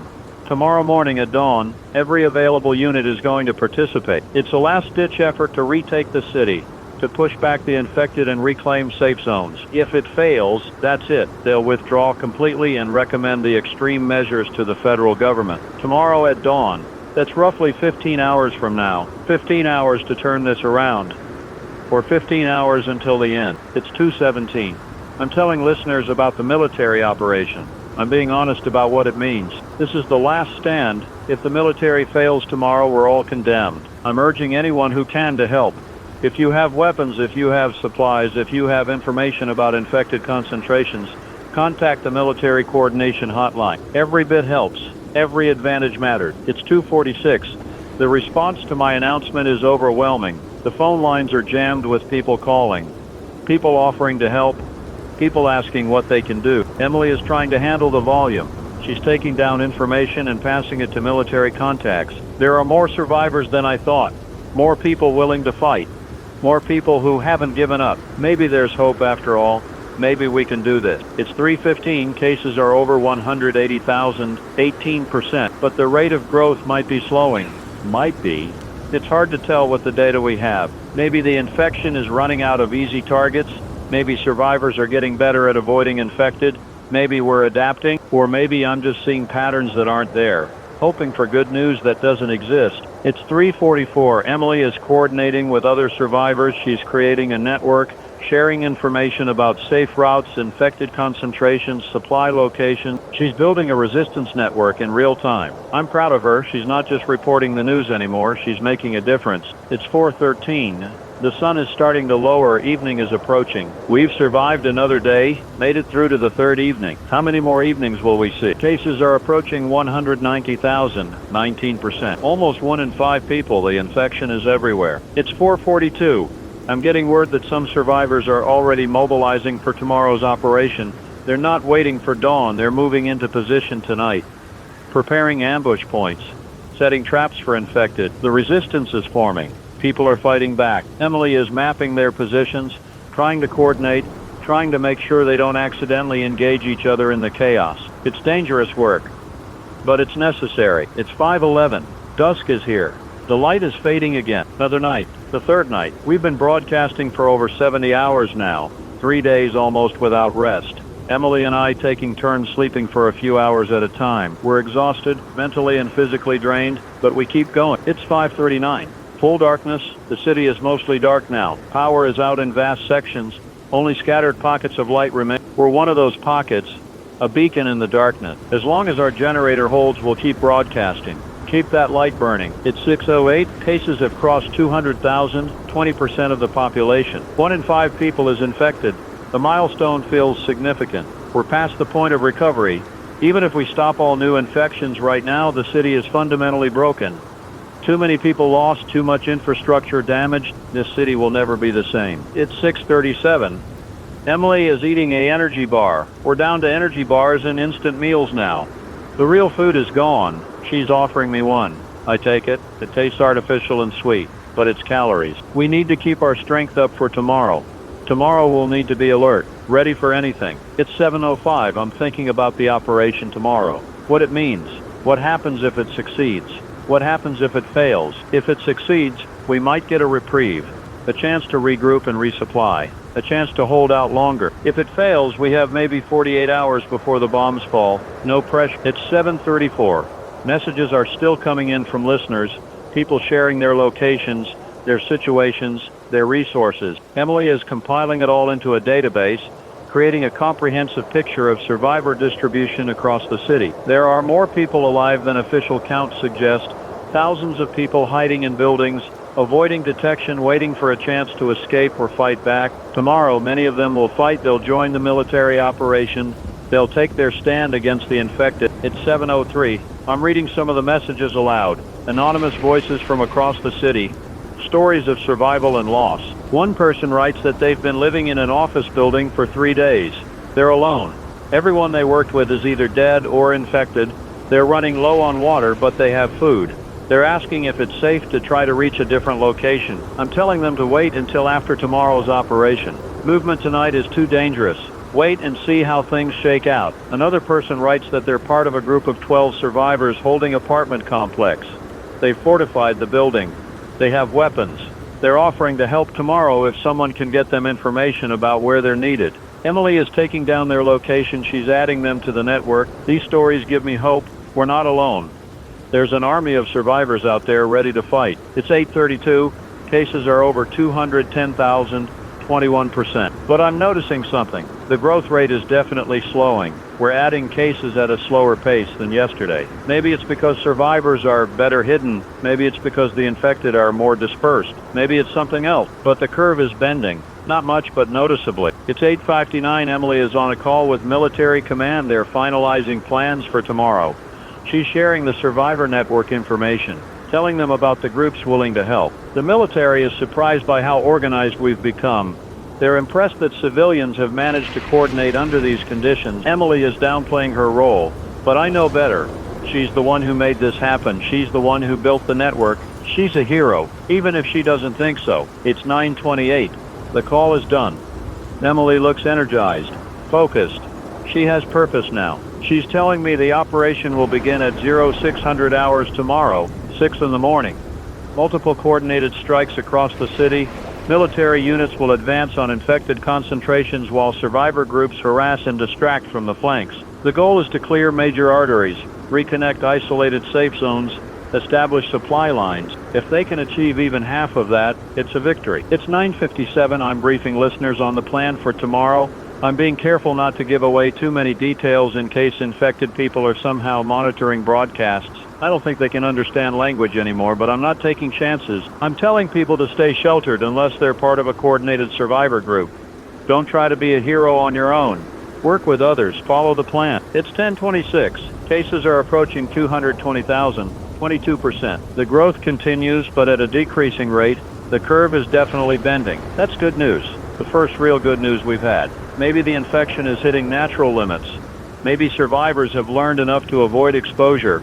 Maybe we're reaching an equilibrium. Or maybe I'm reading too much into statistical noise. It's 10:55. Emily and I are discussing what we'll do if the operation succeeds. Do we stay at the station? Do we try to evacuate to a safer location? The station has served us well. We have defenses here. We have equipment. We have supplies, however limited. But if supply lines are reestablished, we could move to a military compound. Better protection, better resources. We're leaning towards staying. This is our post. This is where we're needed. It's 11:24. I'm thinking about tomorrow, about what the city will look like when the sun comes up. Will it be the beginning of our recovery or the end of everything? I don't know. I can only hope. Cases are over 230,000, 23%. Nearly 1 in 4 people infected. The numbers are staggering even as the growth slows. It's 11:53, almost midnight, almost day 4. Emily is preparing to get some rest. She wants to be alert for the operation tomorrow. She's setting an alarm for 0500 hours. 1 hour before it begins. I'm going to stay up, monitor the feeds, keep broadcasting. Someone needs to be on what? She's arguing with me, telling me I need rest too. But I'm insisting. I'll rest after tomorrow, after we know the outcome. She's reluctant, but agreeing. She's going to the break room. I'm alone at the microphone again. It's 12:01 a.m., Saturday, November 17th, day 4. This is it. The day that determines everything. Cases are over 235,000. Growth is continuing to slow. I'm broadcasting to whoever's listening, to whoever's awake at this hour, to whoever needs to hear a human voice in the darkness. We're still here, we're still fighting, and tomorrow we take our city back, or we die trying. It's 12:29. The building is quiet. Emily is asleep. The equipment hums softly.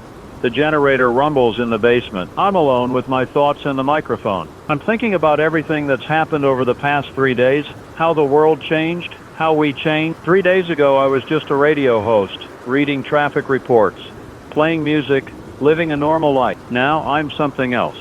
A survivor, a witness, a voice for people who have no other voice. It's not what I trained for, not what I expected, but it's what I am now. It's 12:58. I'm reading messages from listeners. People are awake, anxious about tomorrow, hoping for success, fearing failure. I'm trying to give them confidence, trying to remind them of their strength, their resilience, their humanity. We've survived 3 days of hell. We can survive one more, and then another, and another. One day at a time. That's all we can do. It's 1:27. Cases are approaching 240,000, 24%. The growth rate has slowed to a crawl. We're only adding a few hundred cases per hour now instead of thousands. That's significant. That means the infection is approaching some kind of limit. Maybe it's population distribution. Maybe it's survivor adaptations. Maybe it's something about the virus itself. But the exponential growth is over. We're in a new phase. That gives us a chance. It's 1:56. I'm watching the security camera feeds. The street below is empty. No movement. No infected. They're out there somewhere. Hundreds of thousands of them. Scattered across the city. But not here. Not right now. Maybe they've learned to avoid this building. Maybe they're concentrating elsewhere. Maybe they're waiting for something. Whatever the reason, we have a moment of peace. A brief respite before the storm tomorrow. It's 2:25. The darkest hours. The time when fear is strongest and hope is weakest. I'm fighting to stay awake, to stay focused. The exhaustion is overwhelming. Coffee. I need more coffee. I'm making a pot in the break room, trying not to wake Emily. The coffee maker sounds impossibly loud in the silence. The coffee smells good, strong and bitter. I pour a cup and return to the studio. It's 20:53. The coffee is helping, clearing the fog from my mind. Cases have reached 245,000. The growth has slowed even more. We're barely adding cases now. Has the infection reached saturation? Have we found equilibrium? Or is this just a temporary plateau before another surge? I don't know. I can only report the numbers and hope they mean something good. It's 3:22. I'm listening to military communications on the emergency frequencies. Units are moving into position. Final preparations for the dawn operation. Call signs, coordinates, status checks. The professional language of military operations. In a few hours, those units will be in combat, fighting for the city, fighting for all of us. I'm saying a silent prayer for them. Whatever God might be listening, protect them, give them strength, give them victory. It's 3:51. The sky is beginning to lighten pre-dawn. The darkness receding. Emily will wake soon. The operation will begin soon. Everything will change soon. I'm nervous. More nervous than I've been through this entire crisis, because today we learn our fate. Today we find out if we have a future. Cases are at 248,000. The growth has almost stopped. Maybe that's a good sign. Maybe it means the infection has nowhere left to spread easily. Maybe it means we've made it harder for them. Or maybe it just means there are fewer uninfected people left to find. It's 4:19. I'm hearing sounds from the break room. Emily is waking up right on time. She emerges looking tired but determined. She's splashing water on her face, making coffee, preparing for the day. We exchange a look. No words needed. We both know what today means. It's 4:47. Emily is at her station, pulling up all the feeds, monitoring military frequencies, checking in with survivor groups. The operation begins in 73 minutes. Just over an hour until we know our fate. I'm briefing listeners, telling them to stay alert, stay safe, stay tuned. Today is the day. For better or worse. It's 5:16. Military units are reporting ready status. All teams in position, waiting for the go signal. Survivor groups are checking in, dozens of them across the city. Armed, ready, waiting. Emily is coordinating communications, making sure everyone is linked, making sure information flows. It's 5:44. 16 minutes until 0600 hours. 16 minutes until it begins. The sun is rising, light is spreading across the city, illuminating what we're fighting for. Cases are at 250,000, 25% of the population. 1 in 4 people, but 3 in 4 still human, still worth fighting for. That's 5:58, 2 minutes. Emily and I are watching the clock, counting down. This is it. This is our moment. I'm speaking into the microphone. This is Daniel Rothman on 104.7 FM. It's 5:59 a.m. Saturday, November 17th. In 1 minute, the military begins their operation to retake our city. In 1 minute, we fight back. Stay strong, stay safe, stay human. The clock hits 6. The radio crackles with military traffic. All units go, go, go. It's beginning. The operation is underway. Emily is monitoring multiple frequencies at once. I'm watching the security feeds and listening to her relay information. Military units are advancing on pre-identified targets. Concentrations of infected in parks, parking structures, shopping centers, anywhere they've gathered in large numbers. The plan is to hit them hard and fast. Overwhelming force. Eliminate them before they can organize a response. It's 6:18 minutes into the operation. Initial reports are positive. Units are engaging targets successfully. Infected are being neutralized, but there are casualties. Soldiers injured. Some killed. The infected are fighting back viciously. Emily is relaying casualty reports as they come in, keeping track. The numbers are climbing. It's 6:37 minutes in. The operation is progressing. Military units have cleared several key intersections. They're establishing checkpoints, securing ground. Survivor groups are reporting successful harassment actions. They're drawing infected away from military positions, providing support from unexpected angles. The coordination is working. We're functioning as a unified force. It's 6:56, almost an hour into the operation. The military has reclaimed approximately 15% of their lost territory. Safe zones are being reconnected. Supply routes are being opened, but the infected are adapting. They're concentrating their numbers, forming larger groups, attacking in coordinated waves. The fighting is intensifying. It's 7:15. Emily is listening to a unit in distress. They're pinned down, surrounded by infected, requesting immediate support. Other units are responding, moving to assist, but it's going to take time. The unit is fighting hard, ammunition running low, casualties mounting. We're listening helplessly, hearing the fear in their voices, the desperation. It's 7:23. The reinforcements have arrived. The surrounded unit is being extracted. They've taken heavy losses, but the survivors are getting out. Emily is visibly shaken. Hearing people die in real time is different from reporting statistics. I put my hand on her shoulder. She nods. She's okay. She'll keep going. It's 7:41. The operation has been running for an hour and 41 minutes. Progress continues, but at a cost. Military command is reporting that they've eliminated an estimated 20,000 infected. That's a significant number. But there are still over 230,000 out there, and they're learning, adapting, fighting smarter. It's 7:59, 8 a.m., 2 hours into the operation. The military has achieved about 30% of their objectives. They've reclaimed key infrastructure, power stations, water treatment facilities, communications hubs. The city is starting to come back online. Power is being restored to cleared areas. Water is flowing again. These are small victories, but important ones. It's 8:88 mean. Emily just received word from one of the survivor groups. They've discovered something, a building where infected are gathered but not attacking, just standing, waiting. The group is describing what they see. Hundreds of infected, maybe thousands, packed into a large warehouse. Not moving, not aggressive, just standing in the darkness. What are they doing? Why are they congregating like this? Emily is passing this information to military command. They're dispatching a unit to investigate. It's 8:37. The military unit has arrived at the warehouse. They're conducting reconnaissance, trying to understand what they're seeing. The infected are definitely just standing there, packed tightly together, almost like they're hibernating. The unit commander is requesting permission to engage, to eliminate this concentration while they're vulnerable. Permission granted.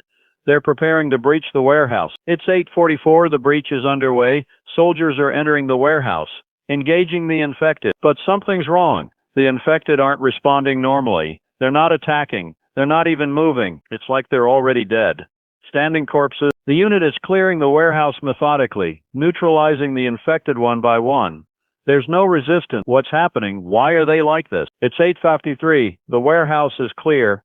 The unit is reporting that they eliminated over 1,500 infected without a single casualty, but they're deeply disturbed by what they found. The infected were completely passive, not sleeping, not unconscious, just standing, waiting. Emily is talking to the unit commander. He's saying it was like shooting statues. They didn't react even as their companions were killed around them. This is new behavior. This is something we haven't seen before. It's 9:12. Military command is receiving reports of similar concentrations across the city. Buildings where infected have gathered and gone dormant. Thousands of infected just standing in the darkness, not hunting, not spreading, just existing. What does this mean? Is the infection changing again? Are the infected entering a new phase? Emily is talking to Dr. Torres from the CDC. She's explaining what we're seeing. Dr. Torres is silent for a moment. Then she says something chilling. They're conserving energy, waiting for something. This is organized behavior. Organized behavior. They're not mindless. They're strategic. It's 9:31. The military is adjusting their strategy. They're prioritizing these dormant concentrations, striking while the infected are vulnerable. It's a turkey shoot. Units are clearing buildings full of inactive infected with minimal resistance. In the last hour, they've eliminated over 30,000 infected. The case count is dropping for the first time since this began. 220,000 infected remaining. The number is going down. It's 9:50. The operation has been running for almost 4 hours. The military has achieved about 60% of their objectives. They're ahead of schedule. The combination of aggressive clearing and the infected strange dormancy is working in our favor. We're winning. Actually winning. Cases are down to 210,000. The curve is reversed. It's 10:09. Emily is celebrating, quietly, but she's smiling. It's the first time I've seen her smile in days. We're still in danger. There are still over 200,000 infected out there. But for the first time, we have a real chance. The city might survive. We might survive. It's 10:28. I'm updating listeners on the operation's success. I'm being cautious not to celebrate too early, but I'm sharing the good news, the progress, the hope. People need hope. They need to know that their sacrifice, their endurance, their courage meant something. It's 10:47. Cases are down to 200,000. We've eliminated 50,000 infected in the last 4 hours. The military is planning to continue operations through the day and into the night. They want to maintain momentum. Keep pressing the advantage while the infected are past. It's 11:06. Emily just received a troubling report. One of the units clearing a dormant concentration has gone silent. They stopped responding to communications mid-operation. Command is trying to re-establish contact, sending another unit to investigate. Something went wrong. It's 11:14. The investigation unit has arrived. They're reporting that the first unit is down. All personnel killed or missed. The building they were clearing is now empty. The infected are gone, including the bodies of the ones that were killed. The infected took their dead and disappeared, along with the soldiers. Emily and I exchange looks. This is bad. This changes everything. It's 11:33. Military command is pulling back. The dormant concentrations were a trap. The infected lured military units in and then sprung ambushes. Several units have been lost. Dozens of soldiers dead or missing. The infected are hunting us now, using tactics, setting traps. This is beyond anything we've seen. This is intelligence, planning, strategy. It's 11:52. The operation is being reassessed. The aggressive clearing is suspended. Units are consolidating. Going defense. We're no longer on the offensive. We're back to survival mode. Cases have climbed back to 205,000. The infected we thought we eliminated weren't eliminated. They were relocated, hidden, waiting. And now they're attacking. It's 12:11 p.m. The mood has shifted. The hope from an hour ago is gone, replaced by fear and confusion. The infected are evolving, developing intelligence, becoming something more than mindless monsters. They're becoming an army, an organized, strategic army, and we're losing again. Emily is trying to get information from military command. They're in chaos, units scattered, communications breaking down. The coordinated operation has become a desperate retreat. It's 12:30. I'm trying to stay calm for the listeners, trying to give them accurate information without causing panic. But how do you stay calm when the enemy is smarter than you thought? When your best efforts only made things worse? Many cases are back up to 210,000. We've lost ground. The infected have outmaneuvered us. It's 12:49. Emily just received word that military command is recommending the extreme measures. They're telling the federal government that the city cannot be saved by conventional means. The bombs are coming. Maybe not today, maybe not tomorrow, but soon. We're being written off, sacrificed to save everyone else. It's 1:08. I'm telling listeners the truth. The operation failed. The infected are too organized, too intelligent. The military can't defeat them. And the government is preparing to destroy the city rather than let the infection spread. We have days, maybe hours. I'm sorry. I'm so sorry. It's 1:27. The phone lines are exploding. People calling, demanding answers, begging for solutions. Emily is overwhelmed. She can't answer them all. She can barely answer any of them. What do we tell them? What comfort can we offer? There is none. We're all going to die. It's 1:46. I'm shutting down emotionally, going numb. It's the only way to cope. Emily is still fighting, still trying to coordinate, still believing we can do something. I admire her strength, but I don't share it. Cases are at 215,000. The infected continue to grow in number and capability. We never had a chance. We were doomed from the beginning. It's 2:05.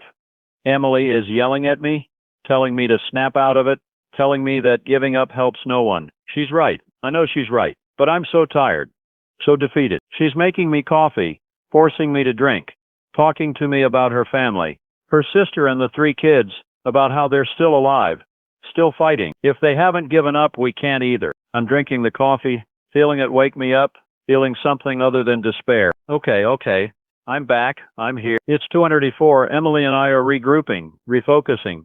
We can't save the city, but maybe we can save some people. We're going through our survivor network, identifying those who might have a chance to escape, those who are close to the city perimeter, those who might slip through the quarantine. It's illegal to help people escape, but we're past legal now. It's 2053. We're making contact with survivor groups near the perimeter. quietly passing information about weak points in the quarantine line, times when guard rotations create openings. We're helping people escape, one at a time, a few here, a few there. It's not much, but it's something. Cases are at 220,000, but dozens of people are escaping, finding freedom beyond the city limit. That's a victory. A small one, but real. It's 3:22.